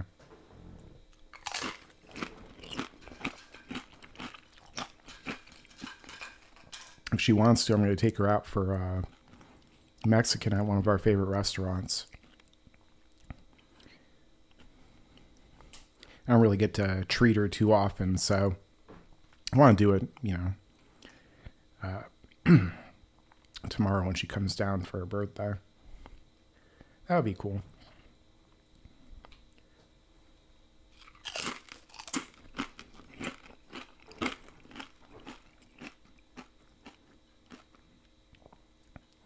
She's a little bit older than me.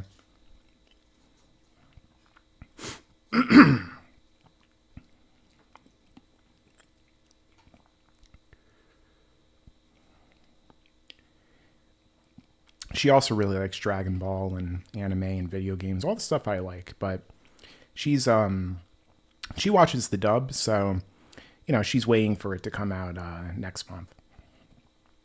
So I don't tell her anything about the stuff.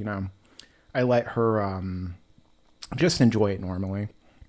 If she ever has questions, I have no problem answering. But it's like I don't really have these types of in-depth conversations with people outside of YouTube about Dragon Ball and movies and things like that. So if they want to be casuals and stuff, I let them be. I let that be preserved. They can probably enjoy it more that way anyway. But if they ever want to know anything, more than happy to help out.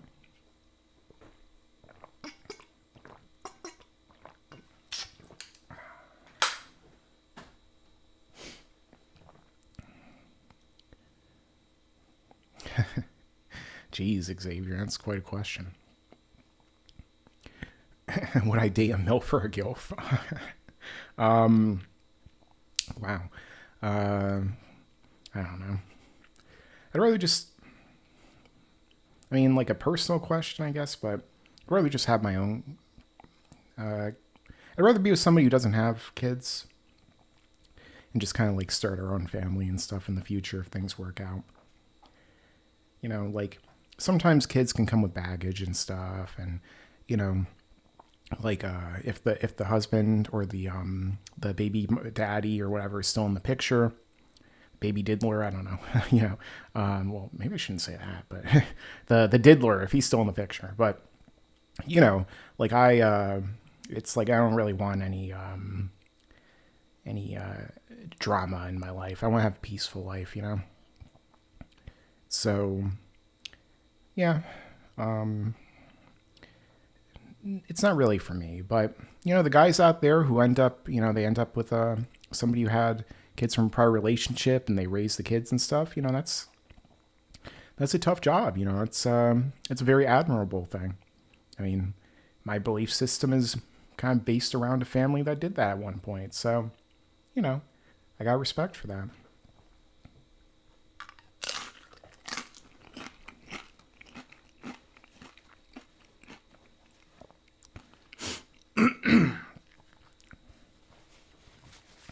Daima is a GT reboot? No. The similarities between Daima and GT are pretty surface level thus far. Like, if Goku gets a brand new form that turns him into, like, a great ape human, and then he has, like, I don't know, golden hair, and he turns into an adult again when he uses it, it's like, okay, maybe it's a lot more like GT now. Like, if there just so happens to be another alien species that creates some weapon that takes over people that the Saiyans killed, and then that's like the villain of the next arc or something, okay, maybe that's a little bit more like GT.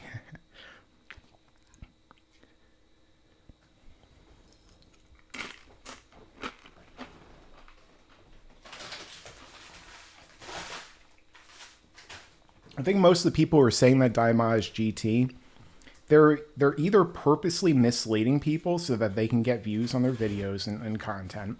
They're taking advantage of people for, social media clout and credibility and bullshit like that, which I don't care about at all. Or they're just looking at the really surface level things, Like, they're clearly very different conceptually, even though they have some very similar elements, and you can argue setup. Like people being turned to kids, going on a adventure with like a smaller cast of characters and going to a different world, and maybe some plot points, like for instance, a ship being stolen. That's really it thus far. Everything else is massively different in execution. Even if it was the exact same thing, like it feels so immensely different than GT did, because you can tell Toriyama's he was intimately involved in this. And if we find enough in the future he wasn't, and that was just kind of bullshit for promotional tactics, it's like, well, whoever he was working with clearly gets him way better than GT and Super did. That's for sure. I mean, I'm going to be honest, I do kind of wish that they got the tails back. It's kind of like Goku, you know, like when you see that design that Toriyama had of Goku with the tail as Super Saiyan 3 and stuff, it's like I kind of wish that the tails would have come back. Like I do like Ozaru, I do like the Saiyans having tails. I like them more. That's part of the reason I love Super Saiyan 4. You know, it harkens back to what Saiyans are supposed to be. They're not just humans that can change their hair and get power-ups and special abilities. You know, like they're not just aliens that look exactly like humans that have special powers that humans don't, like forms. Like they're like ape people, you know? They're like Sun Wukong, a race of Sun Wukongs, basically, but more human-looking. But they have tails and they can turn into giant apes and, you know, like that sort of thing. So I'd like to see Ozaru come back. I would, you know, I mean, if they just so happen to make Super Saiyan 4 in this series, like, you know, a lot of people be like, ugh, it's GT. But for me, it's like, well, it's the best form. So bring it back. I don't, you know, like I'll be like, hey, we get the coolest form again. It's better than every form in Super by far, you know, like just do it. Like, I'd rather them do new things, not focus on forms. I've talked about this in videos in the past. Like, Dragon Ball uses forms as a crutch, and it's like rinse and repeat, swap the color of the hair, just give it an ambiguous power-up. And Super mishandled all the forms anyway. Like, when Goku became an Ozaru the first time, they beat Pilaf. When Goku became a Super Saiyan the first time, he beats Frieza. When Gohan became a Super Saiyan 2, he beats Cell. I mean, there's a little bit more going on there than just like a straight victory, but still. When, you know, Goku became a Super Saiyan 3, he at least delayed Buu, which was the entire point of him using it and incorporating it. It was still a faulty form, which inevitably failed, but, you know, Super's forms are more like the grades in the sense of where they just fail from the get-go. Like, you know, Goku becomes a god. He's stronger, but he's nowhere near Beerus and he loses. Goku becomes blue. He can't get the job done against Frieza, and so he dies, and so he gets taken out because he doesn't finish the job. Vegeta, you know, they wouldn't let him win, so he, you know, it's like Goku only wins with blue because he catches Frieza off guard when he's about to blow up the planet because of time travel and contrivances, you know, and then he doesn't really beat Hit, so he just eliminates himself, you know, with the blue Kaioken. He doesn't beat Jiren with, you know, Omen. The first time he uses it, the very first thing he does is try to kick the main villain, and he misses him. It's like, oh, well, that's disappointing. And then, well, not the main villain, the main antagonist, but still. He becomes a villain when he tries to murder all of Goku's friends and family that are watching the tournament for no reason because he's butthurt because, here, I'll show you the strength of friendship is weak. You know, like, I hated that scene. And then, because it's so stupid. And then also it's like, you know, he uses MUI. He has Jiren beat, but right when he goes to eliminate him, contrivance, and he fails because, you know, they just can't let a character win with a form anymore for some reason. You know, it's dumb. And so, like, Super Saiyan 4, he beat Baby with it, right? You know, at the very least, he wins with the form he's given. Again, it's stretched out, and then there's this and that. Like, you know, it's not just like a straight up victory. I mean, it never really is, but, you know, like the forms lost more and more of their importance and what they're really meant to represent in the story as the story went on. So, yeah, I mean, at least with 4, it won the fight it was introduced in against the main villain it was introduced against, like with Super Saiyan and Super Saiyan 2. And, you know, that's more than I could say about every form in Super.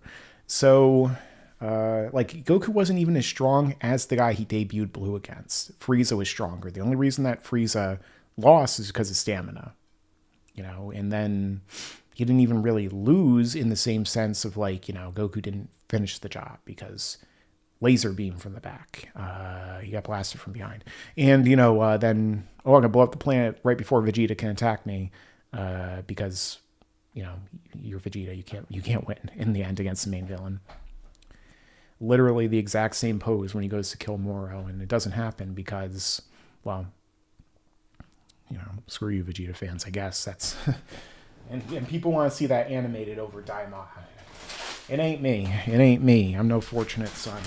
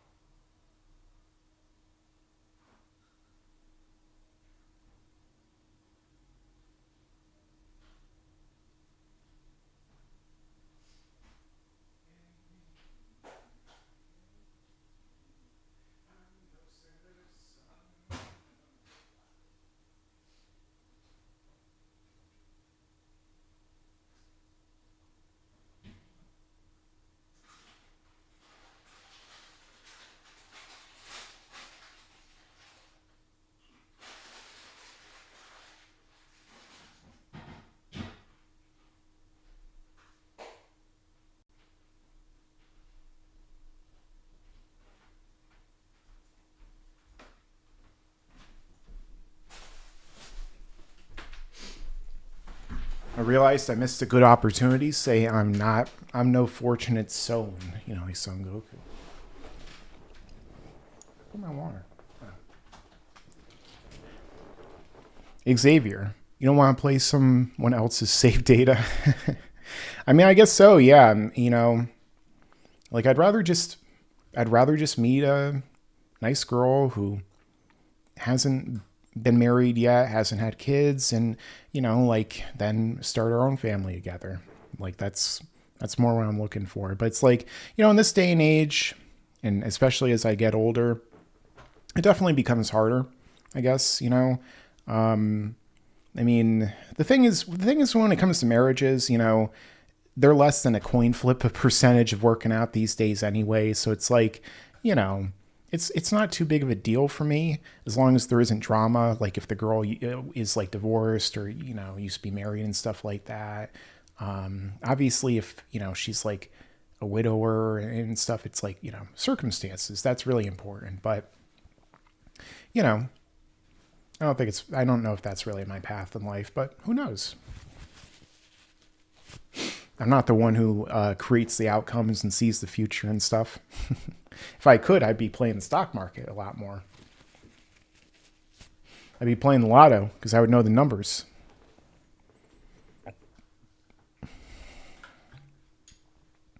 Oh, I gotta give that a heart too. Thank you so much, Xavier. All right, so let's see the poll right now. So a lot of people between 3 and 4 that they're going to rate Daima. By the way, we're almost at 50 likes, guys. Get those likes up. I always try to set that as a goal, 50 likes before the end of the stream. So what would you rate Daima episode 3? Thus far, we got 41% saying they'd give it a 4. We got 38% saying 3. You got 2% or 10% saying it 2. And you gotta love dyslexia. This last one's really hard. You got 11% saying 1. Oof, I did that first try. I want to hear about the 2s and 1s. Come on, guys. Maybe you're trolling, but tell me why you don't tell me why you think it's garbage or below average or whatever. Because that's what I want to hear, because I really like it. Most people seem to like Daima. 79% are giving it at least a 3 or a 4. So let me know why you don't, because I'm curious. I'd like to know.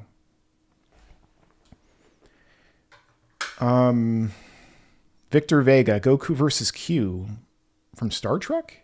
The Q continuum? Is that what we're talking about?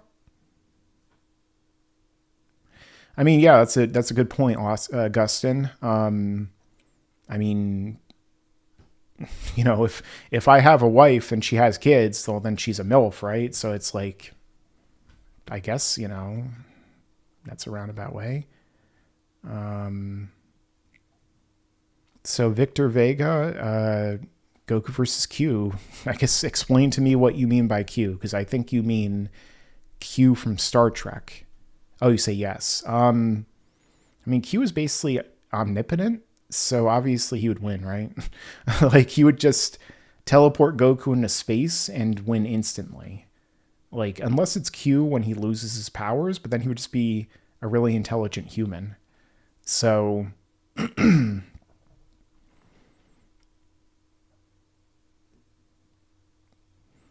I have any desktop speakers? Most people use built-in. Oh, do you mean separate from the desktop? I have old ones, but I haven't used them in a long time. Like if I'm gonna be like in a call, like on camera and stuff, typically I'll be doing headphones, but I need to get some like I'd actually it'd be cool to get like surround sound in here set up. Because I got a lot of room, like walls and blank spaces and stuff that I could probably put some actual good speakers in here and set them up. All right, so it looks like we're getting some negative feedback. So let's see. You have no faith that the series can be continued satisfactorily. Oh, well, then again, Thramas, you also haven't seen the show, so I don't know if you're one of the people voting a 1 or a 2, right? And maybe you voted, but that's, you didn't actually see it if that's the case. So Mal Bosk, I think you've been on my channel a lot in the past, or I definitely recognize your name. Do you think that since Toriyama died and in Japan they got this mentality of respect, so they won't do new stories and finally give us a remake of the 42 volumes of the manga with Kubota animation? Who's Kubota animation? Is that the current style of animation from like digital? Is that the technical term for it? I mean, I don't see why they wouldn't redo the series other than budget. I mean, I guess that's why we got Dragon Ball Kai, right? Like they could have just remade Dragon Ball Z. Like that's basically what they presented it as, remaking, like recutting Dragon Ball Z to match the manga, which isn't true when you actually watch it, and you read the manga side by side and stuff. But like they could just remade Dragon Ball Z. Like I watch Dragon Ball Z Kai usually to kind of do a refresher. I think it looks really good. I have that. I have the Dragon boxes. I have the orange bricks over here, the blue bricks, the orange bricks. I got GT behind my superhero. You can't really see it. I gotta figure out how to like. I feel like I'm just gonna rearrange this entire office again soon. Because I've like screw the camera angle. We're doing it live. I got like this desk over here with these two monitors, and I don't use them enough. Like it's hard for me to turn to look at this monitor and this one. And I got these two right here I'm using right now. Hey, it's you guys. How's it going? Thank you, Xavier. Hopefully you could see it over my shaky cam. I know. I'm sorry, guys. I can't help it. I wish I could. They can't fix it, so I guess it's a feature, not a bug. Unlike so. We got, like I've talked a lot about my movies spilling out of my bookshelf, so we got a lot of them right over here. Geez, my left hand especially is the worst. And, here's like my collection and stuff, but it's like you can't see all this stuff in here typically with the camera angle I use. So, I don't know. I gotta figure out like a better camera angle. Or like I gotta figure out like a way to like put my camera maybe on like a dolly or something, and just like have it like going around somehow. So I'm like, that'd be cool. Let's get some dynamic camera angles up in here. Like, whoa. This is your point of view, ladies, if you were on the dance floor with me, Twirling, always twirling into the future. Trunks.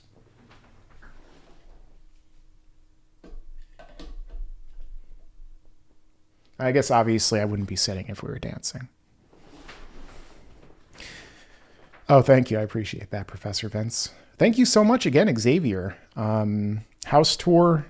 And most of my house, other than this, isn't very impressive, but in terms of like a lot of stuff all over the place. I've shown you guys my living room where I have my entertainment center, but here's some of my other stuff, like some of my movies and stuff down here. I'm trying to catch up to the stream. There's my signed picture of Matt Morgan from WWE, if anyone even remembers him. But like there's most of my movies and video games down there in addition to these. There's my movie palette up there on the wall next to my cutouts of Super Mario World and Super Mario Kart. With my original Super Mario Kart copy, I did have to buy the other Super Mario World many years later.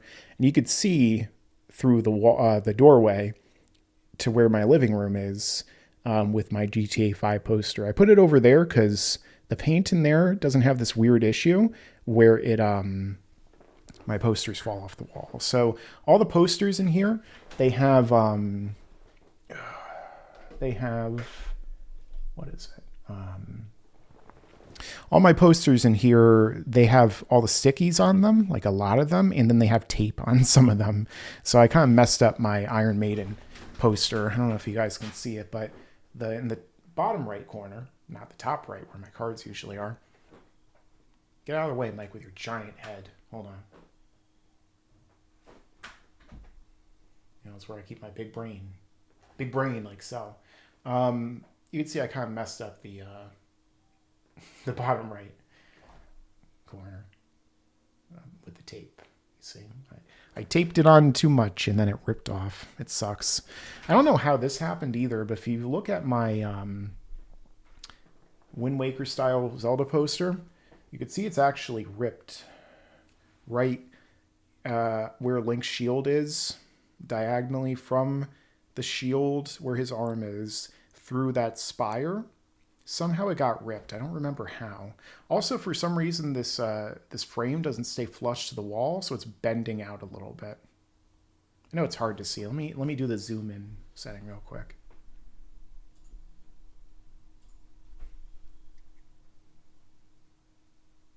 You can see it's like bending a little bit if you look at the shadow in the bottom right. This is why I wouldn't be a good surgeon, because this is literally as still as I can hold this thing, and I'm using two hands to make sure. Those are all like my 4K movies there in that Blu-ray. I mean, not all of them, but as many as I could fit. Game of Thrones books, my Beetle the Bard, the Wii U controller and the Wii U with the 3DS on top of it, my PlayStation. I need like more surface space in here. I was going to work with the company that gave me this desk for a sponsorship at one point. Which is, wait for it, I'll remember their name for sure. Flexi, I forget what their name is, to be honest. And then, I don't know, they're having issues with shipping and stuff, I think, so didn't work out. But, I've been wanting a third desk in here so I can put the monitors there, but I don't know. I think I'm going to change the whole setup in here soon. I'm one of those, like, type A personalities, whatever it is, type B, the people who always have to change everything. An autist, but, other than that.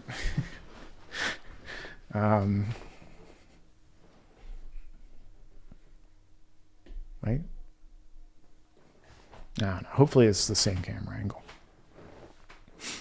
If not, sorry, my friends with OCD out there. I'd rather call you guys friends than fans. I'm like Vince McMahon, aside from all the weird stuff. I don't really like to call people fans. Of my stuff, at least. I'll call them Dragon Ball fans and stuff.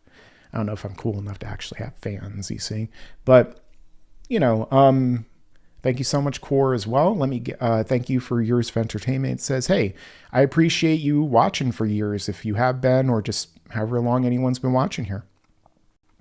But yeah, in terms of Xavier, you said Mike, true or false? Super Vegates. You gotta learn how to spell Vegeta, Xavier. Either that or your auto correct is always incorrect. So true or false? Super Vegeta's Final Flash on Perfect Cell is way better than Super Saiyan God Super Saiyan Evolution Final Flash. I mean, is that even like a real question? Yeah. The Final Flash on Cell is by far superior to him firing it on Jiren.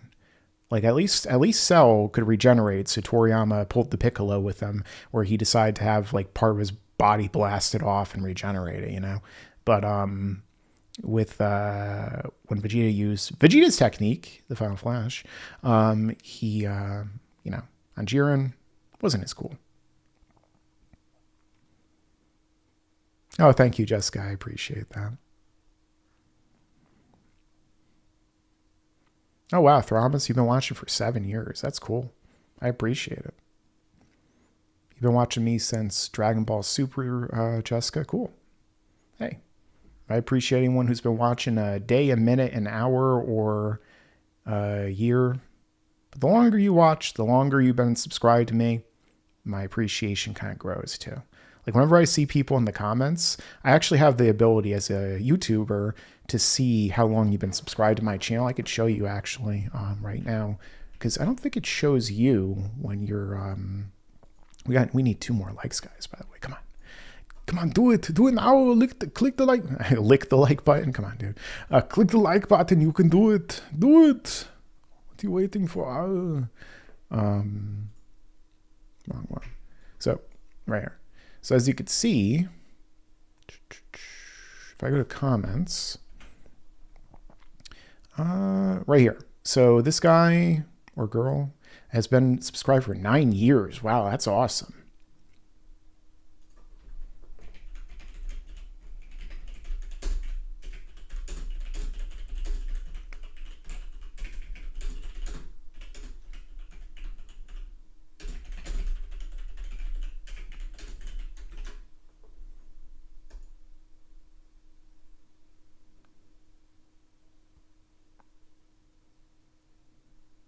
That's cool. So I like, you know, I could see that if they're a public subscriber. If you don't have your subscriptions public, I don't think you can actually see it. Or I don't think, I can't see it. So some people here might be subscribed. I just don't really know. How does an egg push a button? I mean, I guess Cell did it right before he regressed. So yeah, hey, it's Frieza. One of my members on the channel has been a member for over 3 months. Wow. But he's not a subscriber. How dare you? No. He's just not a public subscriber, I guess. Yeah, all these people were like, they thought for some reason I said that Moscow passed away. And I just like, eventually I had to comment. I was like, just read the description, guys. I'm like, geez. That was getting me a little frustrated because I'm just like, yeah, but you know, it's Dragon Ball.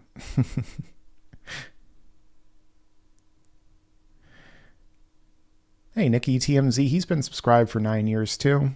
I always like seeing him on the streams and on here too.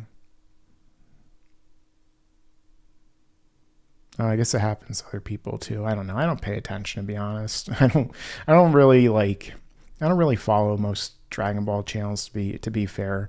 Like whenever I watch YouTube, it's just videos I watch for fun. Vegeta isn't even the worst antagonist. Vegeta fought a Goku copy of himself. Well, yeah, but at least it was a copy of a good character, not Jiren. I am strong. Oh, Warida. No, I lost. I am irrelevant. Goodbye. That's Jiren. That's his whole character. 51 likes. Holy shit. Thank you guys so much. I really appreciate it. There was my impression of like a YouTuber overreacting things. Oh my God. Wow. I don't know. Oh man. We just hit the 2-hour mark, guys. Cool. So, let me do a new poll. We leaving tonight is date night. Thanks. Bye. Oh, cool, Victor Vega. Thank you. I appreciate you showing up. Hope your date goes well, man. You know, appreciate the time you have with your loved ones and everything while you do, because you know, you never know what the future holds. You never know how long we could be here. Every time I go out for a walk, especially with the way people drive around me, I definitely have that put into perspective, you know? So, yeah, I always, you know, I try my best to make up with everyone I've ever had issues with. I mean, I try my best to appreciate people while they're here. Any of you, you know, and just people I know. People I had problems with. I try not to have problems with anyone, you know, but it's just like, it is what it is. So, you know, appreciate the people you love while you can, because you never know when they won't be here for you to do that, you know? So, yeah, you know, blessed are the peacemakers is something I definitely take to heart. I mean, unfortunately, some people, they don't have that perspective, so I've tried to make peace with some people in the past, and they won't have it. They get even angrier when I reach out in peace and compassion. And, you know, they somehow view it as me being weird or like crazy or creepy. I don't know. But, you know, something like that happened earlier this year. I had a really negative situation with somebody, and I just reached out afterward when they lost their job. And I was like, you know, despite everything that happened between us, you know, I hope that you're doing all right, and you're, you know, I'll keep you in my prayers, and I hope that, you know, you'll be able to succeed in whatever you're going to do next. And then, well, that person apparently hated me enough to where they just, you know, went and blocked me on all social media and just did all that. And I just, you know, it was really upsetting at the time, but now it's kind of like, well, that's just how people are. So, you know, I just left it as it is. I mean, I think I sent a message after that, to be fair, you know, but it wasn't too bad. It was just like, you know, I could talk about this or that with regard to what actions you had taken against me in the past, but it's not worth it. And I think that it's better to live a life of love and compassion, and forgiveness, you know, and left the door open for them to ever reach out to me if they actually see that in their heart, you know, because I'm a forgiving person, but doesn't mean I necessarily forget, but, you know, I believe I'm supposed to be. So either way, that's just how I view it. And so I appreciate all you guys showing up and watching me talk about Dragon Ball and other things along the way, because, you know, your time, it's valuable. All of our time. It's, we never know when the clock's going to run out, right? But I just want to go the distance like Rocky and with Apollo Creed. I don't think I'm going to win, but I just want to go the distance, you know? And so, yeah, that's kind of, you know, I'm doing my best to go the distance until the outcome arrives. Whenever that's going to be, you know, some people in my family, they didn't live too long, to be fair. You know, my dad, you know, I'm about 10 years away from that age, less than that actually. And, you know, great grandfather, about a year away from that. And so it's like, you know, puts into perspective the older you get, especially. So either way, I don't want to bring anyone down by saying this stuff.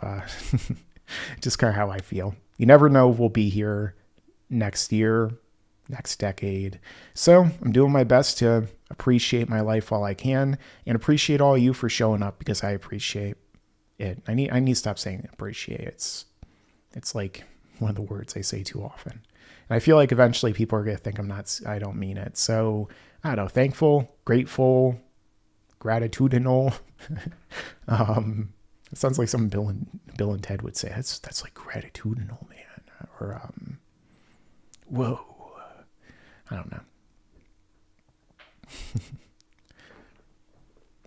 You remember when I used to do the Arnold thing? Oh, I forgot to do the Herald outro on this video. It's weird because I could have swore I copied and pasted it. So maybe there was something wrong with my Premiere, but I rewatched my video earlier and it just ended when I said in the future. I was like, oh shit. There have been times where I've like redone a video because of that. because like that, it's supposed to be there at the end. I'm supposed to leave him. I want to leave him with a laugh, or at least, it's like a thing. It's like my, like a credit, whatever credit there is on my stuff. But yeah, I used to do more custom Herald stuff in the past. I mean, I had I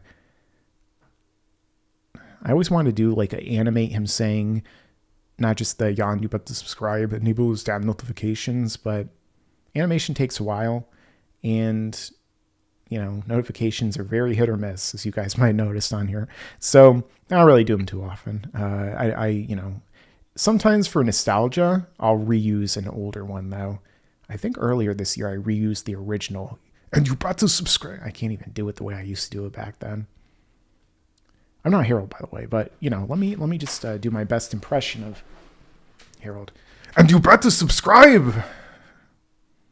I just, the voice became more refined over time, let's say. So it's hard for me to do. It's hard for me to do the way I used to do it when I first started. But, I do like doing Herald videos, but I did make them all members only for a couple reasons. Like, first off, it's like I feel like most people, the hardcore audience on my channel, like, they're more likely to become members and watch those videos. But another thing is, like, I wanted to see for a fact if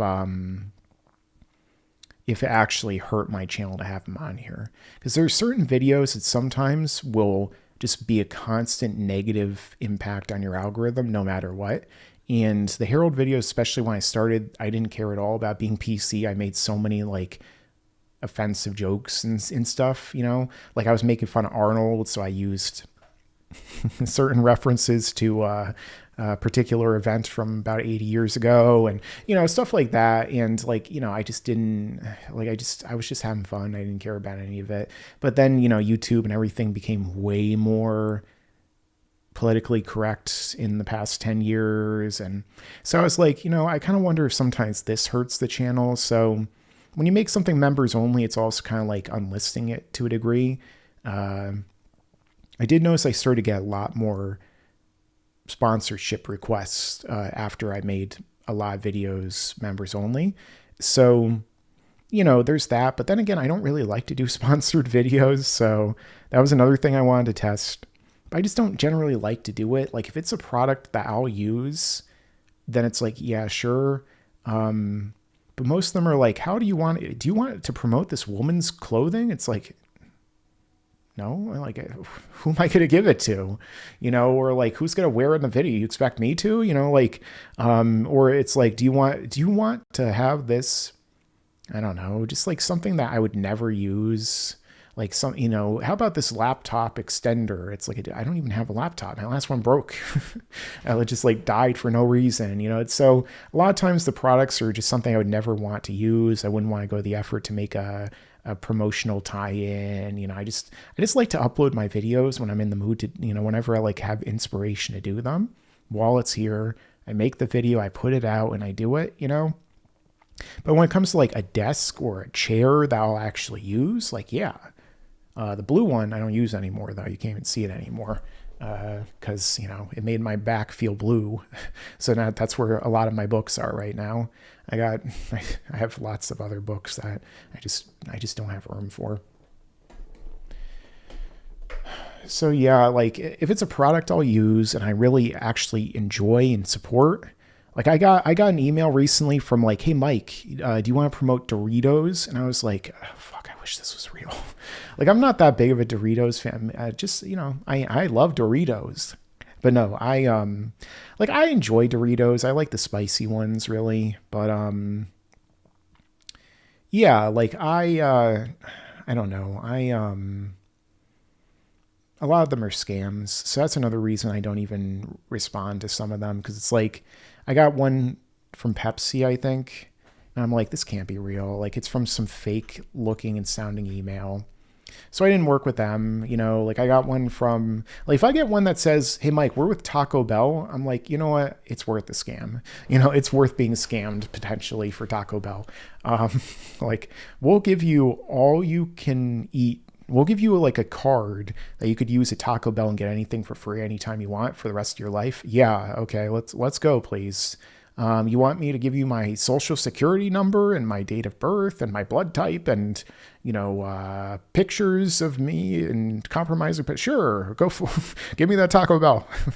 But no, take that back, Xavier. That's blasphemy on this channel. I love Taco Bell, but I don't go there anymore because every time I would go there, my car would break down and like explode basically. I mean, my car is like on its last legs though. Every time I drive the thing, like it smokes now. Like I think it's just an issue with like the antifreeze, and I like replaced the whole thing recently, but it just like depending upon how long I drive it and how many times I turn it on, like it'll just start to have like steam basically coming out of it, So yeah, that's another reason I walk a lot. But yeah, I really liked the Doritos Roulette Doritos. Mostly the spicy ones from those. So when they made those spicy ones, like a whole bag, I would be buying those. You could tell I love spicy food. I was just eating that ghost pepper habanero one before. That was really great. Like I put hot sauce on everything.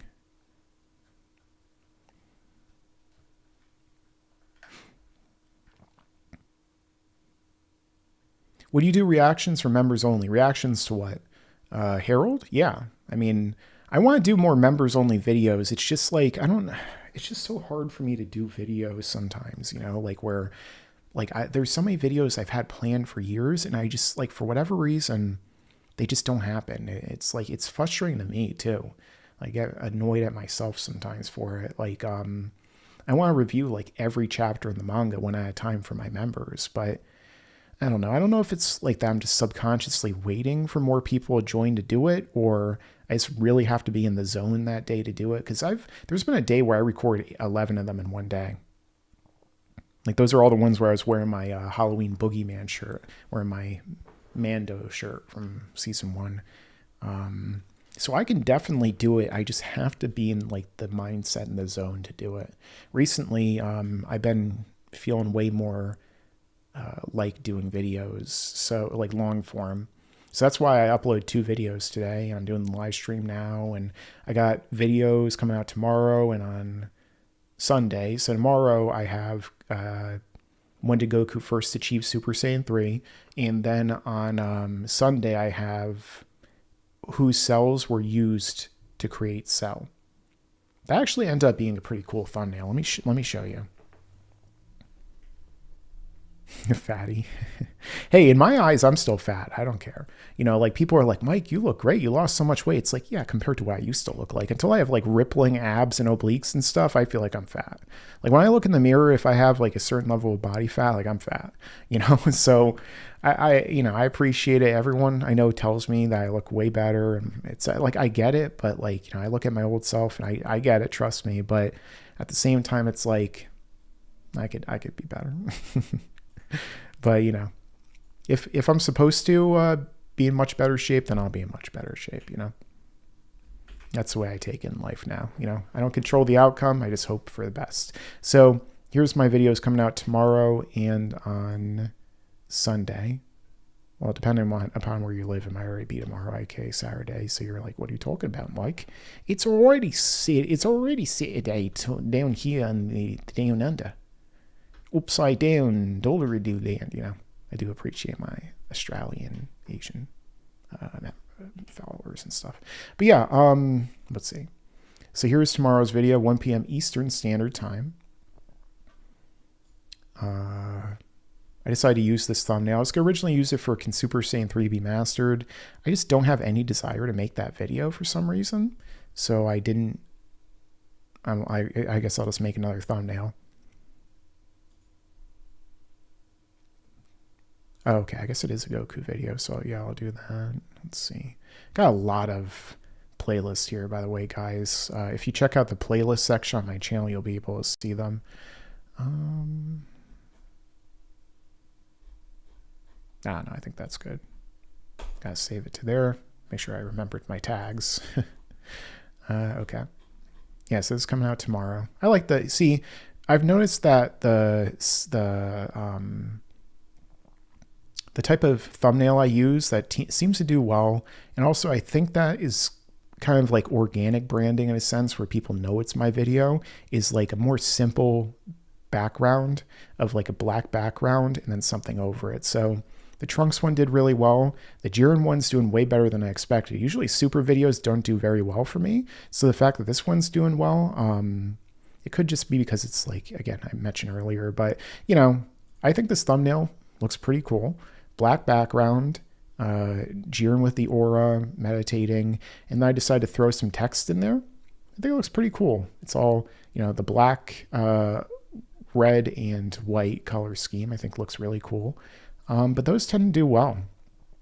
You know, this one, I don't know how I feel about this thumbnail, but I think it looks kind of cool. And I think it still looks identifiable for my channel. You know, you got the red aura, the black background and stuff. And I can't even check to see how it's doing anymore with the top 10, I don't think, but let's see. Oh, wow. Second place. Wow. I thought it wasn't even doing that well. I guess it's second place for this point. That's great. Thank you guys. You know, Daima ones, I don't know what's going on here, but it is what it is. Past two been 10th place, you know, but you know, it is what it is. And so let's see. I think this one looks cool. I actually had a different one, but I don't think it looks as good at a distance. So vicariously. That's a really deep cut for Tool fans, so I'm not going to get into the not going to get into it. A safe distance, but yeah, I had a different one, a different thumbnail. I do like my math metal though. Super Saiyan 3. Here we go. So I originally was gonna, damn it, hold on, Windows isn't cooperating with me.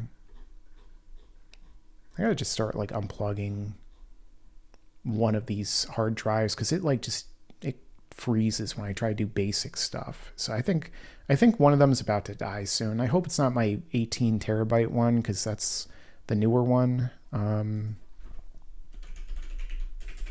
And obviously has a lot more on it. I actually just backed up my older hard drive onto it. So like here are the thumbnails I did recently for this, which is, this is the one I was planning to use. I think this one looks awesome. I love this style that I do. If I can, you know, if it's all right for me to talk positively about something I do, I don't want to sound like, you know, it doesn't matter. So, you know, I really like the look of this. But it looks better up close. You see, when I go, oh, that's too far. When I go further back, you start to lose some of the detail in Goku's face and such when it's really small. And these are for me, that's the most, almost the most important. I know almost the most, but still bear with me. Almost the most important aspect of it is like, if it's small, then you'll see it like on the recommended and stuff like that, and it'll be able to stand out in any size. This one does that. So up close, you know, more simplistic background. There is a little bit of this here, but you wouldn't notice it unless I'm pointing it out. But also, but when I zoom out further, like you could see his face at that size and like lose no detail at any size. So like we compare them back and forth. Just pure black background.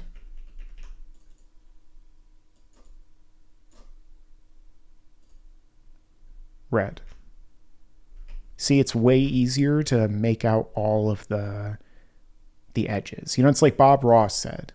My favorite Bob Ross paintings were with his black background. It's like he would start with a black easel or a black canvas. And like he said, you know, the darkness is often there to show us the light more clearly, to make it shine more brightly, you know?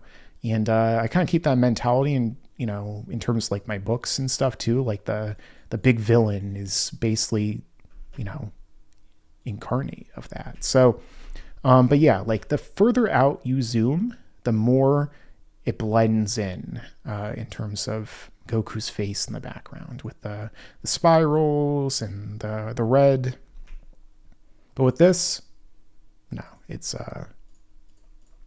like, let's go 9%, 8%,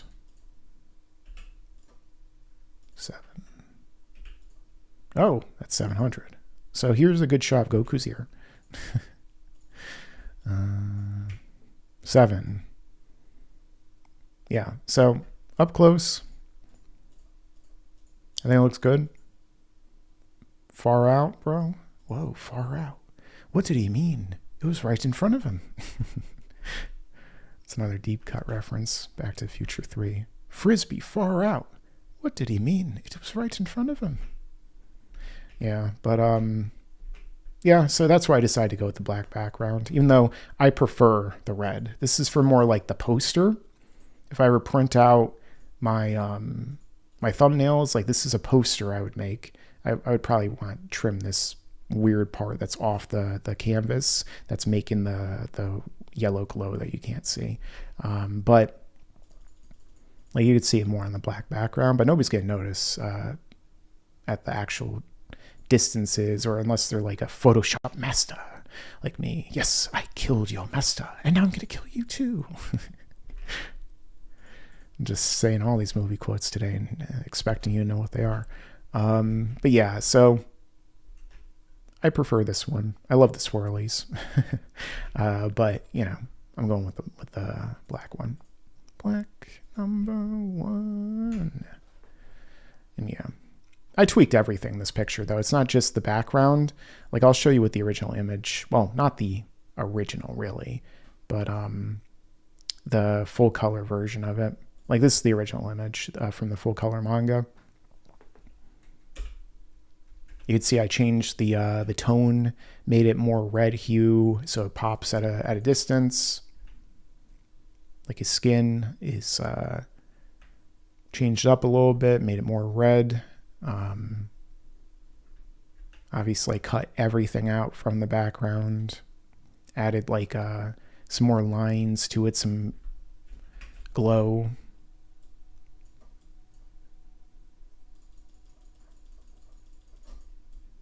You can see a very slight glow on him and the lightning. I did it on the same layer, I think, so that's probably why you can see the same type of glow. But yeah, so like the original image, like this. The black and white one looks great too, of course. Toriyama might have colored in this though, to be fair, in his original, but it's not this coloration. This is, I think, a fan coloration. A lot of times I actually don't like the coloration they did in the manga, but that's like a whole other story for another day. So this is probably my favorite, but this one I'm going with. So I used it for Can Super Saiyan 3 be mastered, but I didn't end up making the long form video, so I just did the short and I included it in the video, but this I'm using it for this. So I'll make another one if I ever do it. And here's the thumbnail for my video on Sunday, which is whose cells were used to create Cell. And I'll show you what I did for that too.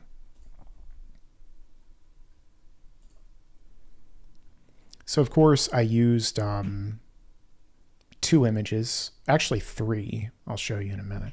So I used a minute. Lord, let us pray the pimp's prayer. Lord, no. So I used this picture of Super Perfect Cell from the manga, full color. And I changed the colors, of course, but I used this, and then I also used this for Tien. I'll show you in a minute where he is in the picture. But I used this picture, and then I used the bubbles in this cover that Toriyama had, and I cut them all out, tweaked them a little bit, repositioned them, and then here is the thumbnail. That stuff was from JoJo, but that's totally unrelated. So here's the final thumbnail. I changed the colors of Cell, make it pop more, and then I did, Tien up here with mostly silhouetted, but just a little bit of detail, and then a question mark. So it's like, who else might be included in his cells? Frieza, King Cold, Piccolo, Vegeta, Goku, And hold on, why can't I zoom out? So this one I think looks really good at all the sizes. So here you can still see it. It's harder to make out who's here in the silhouette. But I think this one came out really good.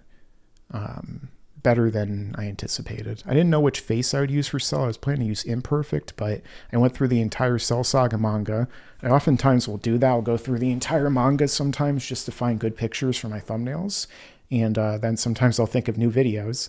And so, yeah, we got this right here with Cell. I cut him out of the background. It's super perfect. I left a little bit of lightning though.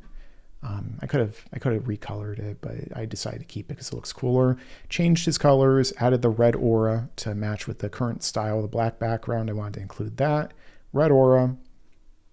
Yeah, I think it came out looking pretty good. I like it. So hopefully I'll do well. Took a little bit to make, but yeah. Oh, let's add to some playlists. Dragon Ball Z. So, what else? I need to just make an Android playlist. That would be like 1 million videos long though. Cell Saga video playlist. That'd be so long too. Pause. Oh, didn't put any tags. I'll do that later. Alrighty then. Hey, 54 likes. I appreciate it.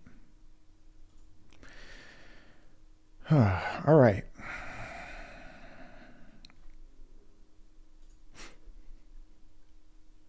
Once a fat kid, always a fat kid. I'm doing my best not to gain more. I'm at Super Boo weight, not yet. I gotta get down to, you won the Buffalo Wild Wings challenge 15 times.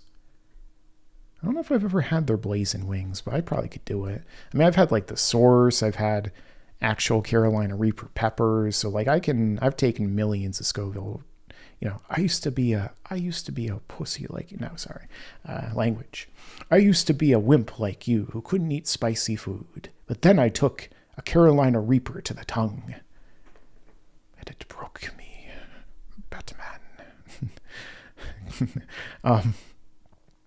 Yeah, I could probably do it.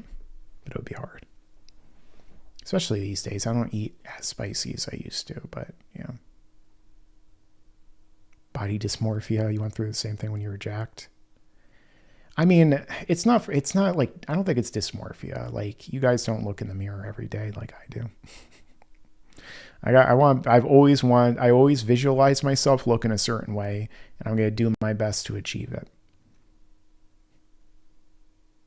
That's how I view it.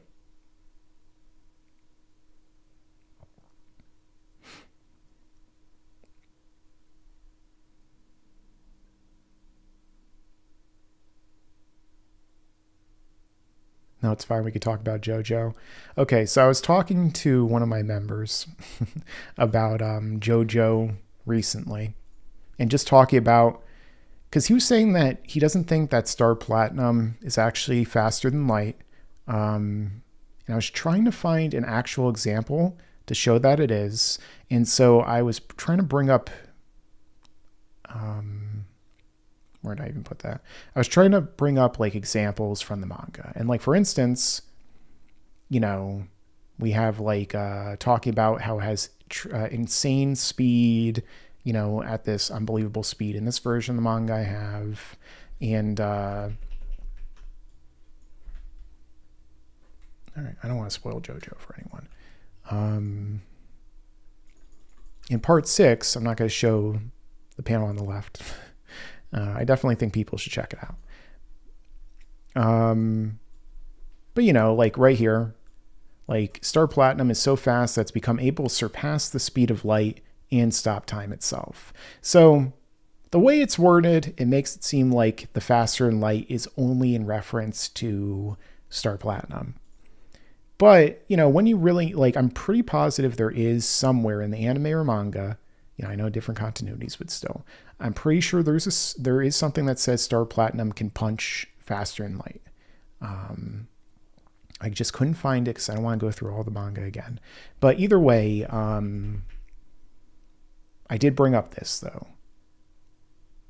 which again, I'm trying not to spoil this. It's a great show. Just watch it. I don't want to spoil anything, but so like let me just zoom in really far so you don't see anything too explanatory. So like, Made in Heaven, for instance. I don't even remember what they call them in the anime and stuff that, when they change the stuff for copyright. But Made in Heaven, its speed is literally infinite. So obviously that means it's faster than light. But with that being said, when you're seeing the fight between him and Star Platinum, you do see that, like, obviously with the world, like, if he has infinite speed, the world isn't based on speed because you can't stop somebody with infinite speed with a certain level of velocity and blah, blah, blah. So either way, I'm not going to get too far into it because I don't want to spoil the show for people. I think it's a great show. Definitely watch it and read it. But yeah, like I think that there are definitely JoJo characters way faster than the speed of light.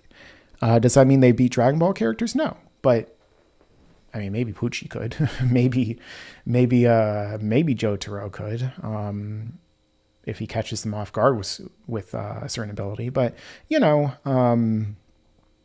like maybe Golden Experience Requiem. But like, I'm not going to get too much into it. Can I do the Hot Ones challenge? What is that? Where you just have all the different Hot Ones sauces? I guess so. Yeah. If they ever invited me on Hot Ones for some reason, then I would do it. Okay, sure. I like spicy food. I don't know why you'd want to interview me, but I'll do it.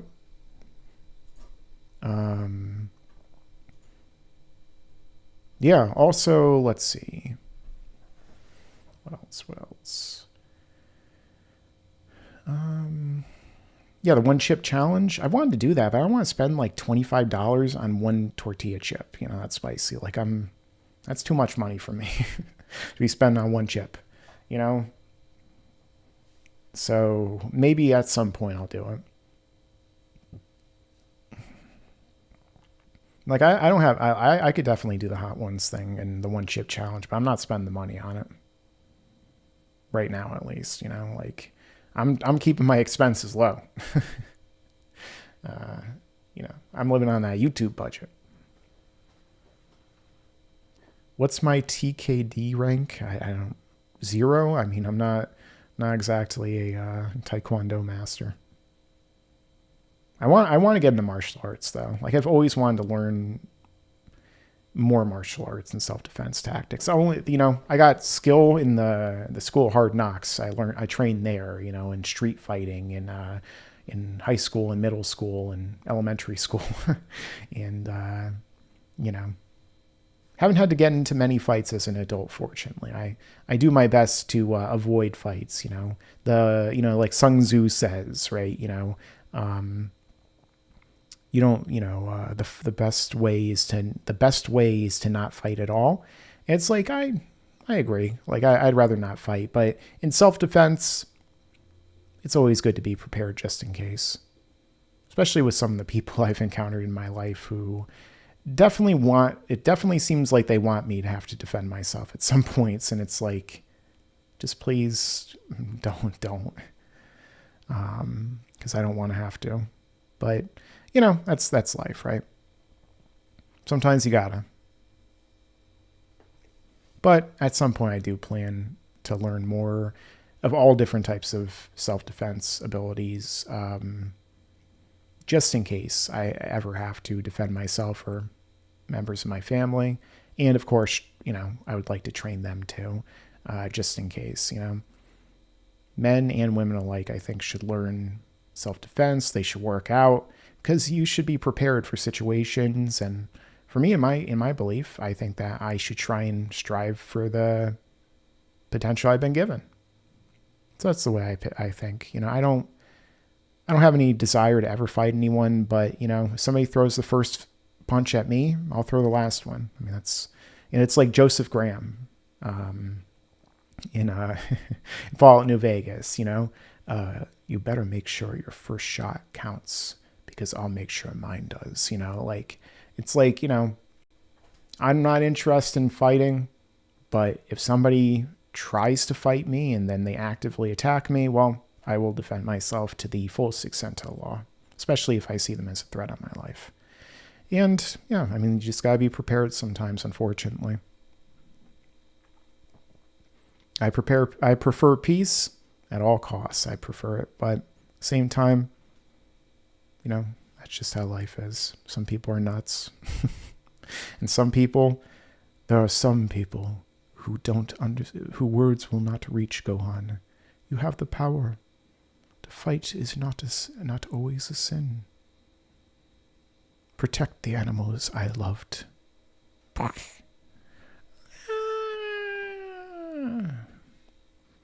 16. You really loved life. You gave everything up to save it. I let you die. I feel it slipping. And I won't watch this anymore.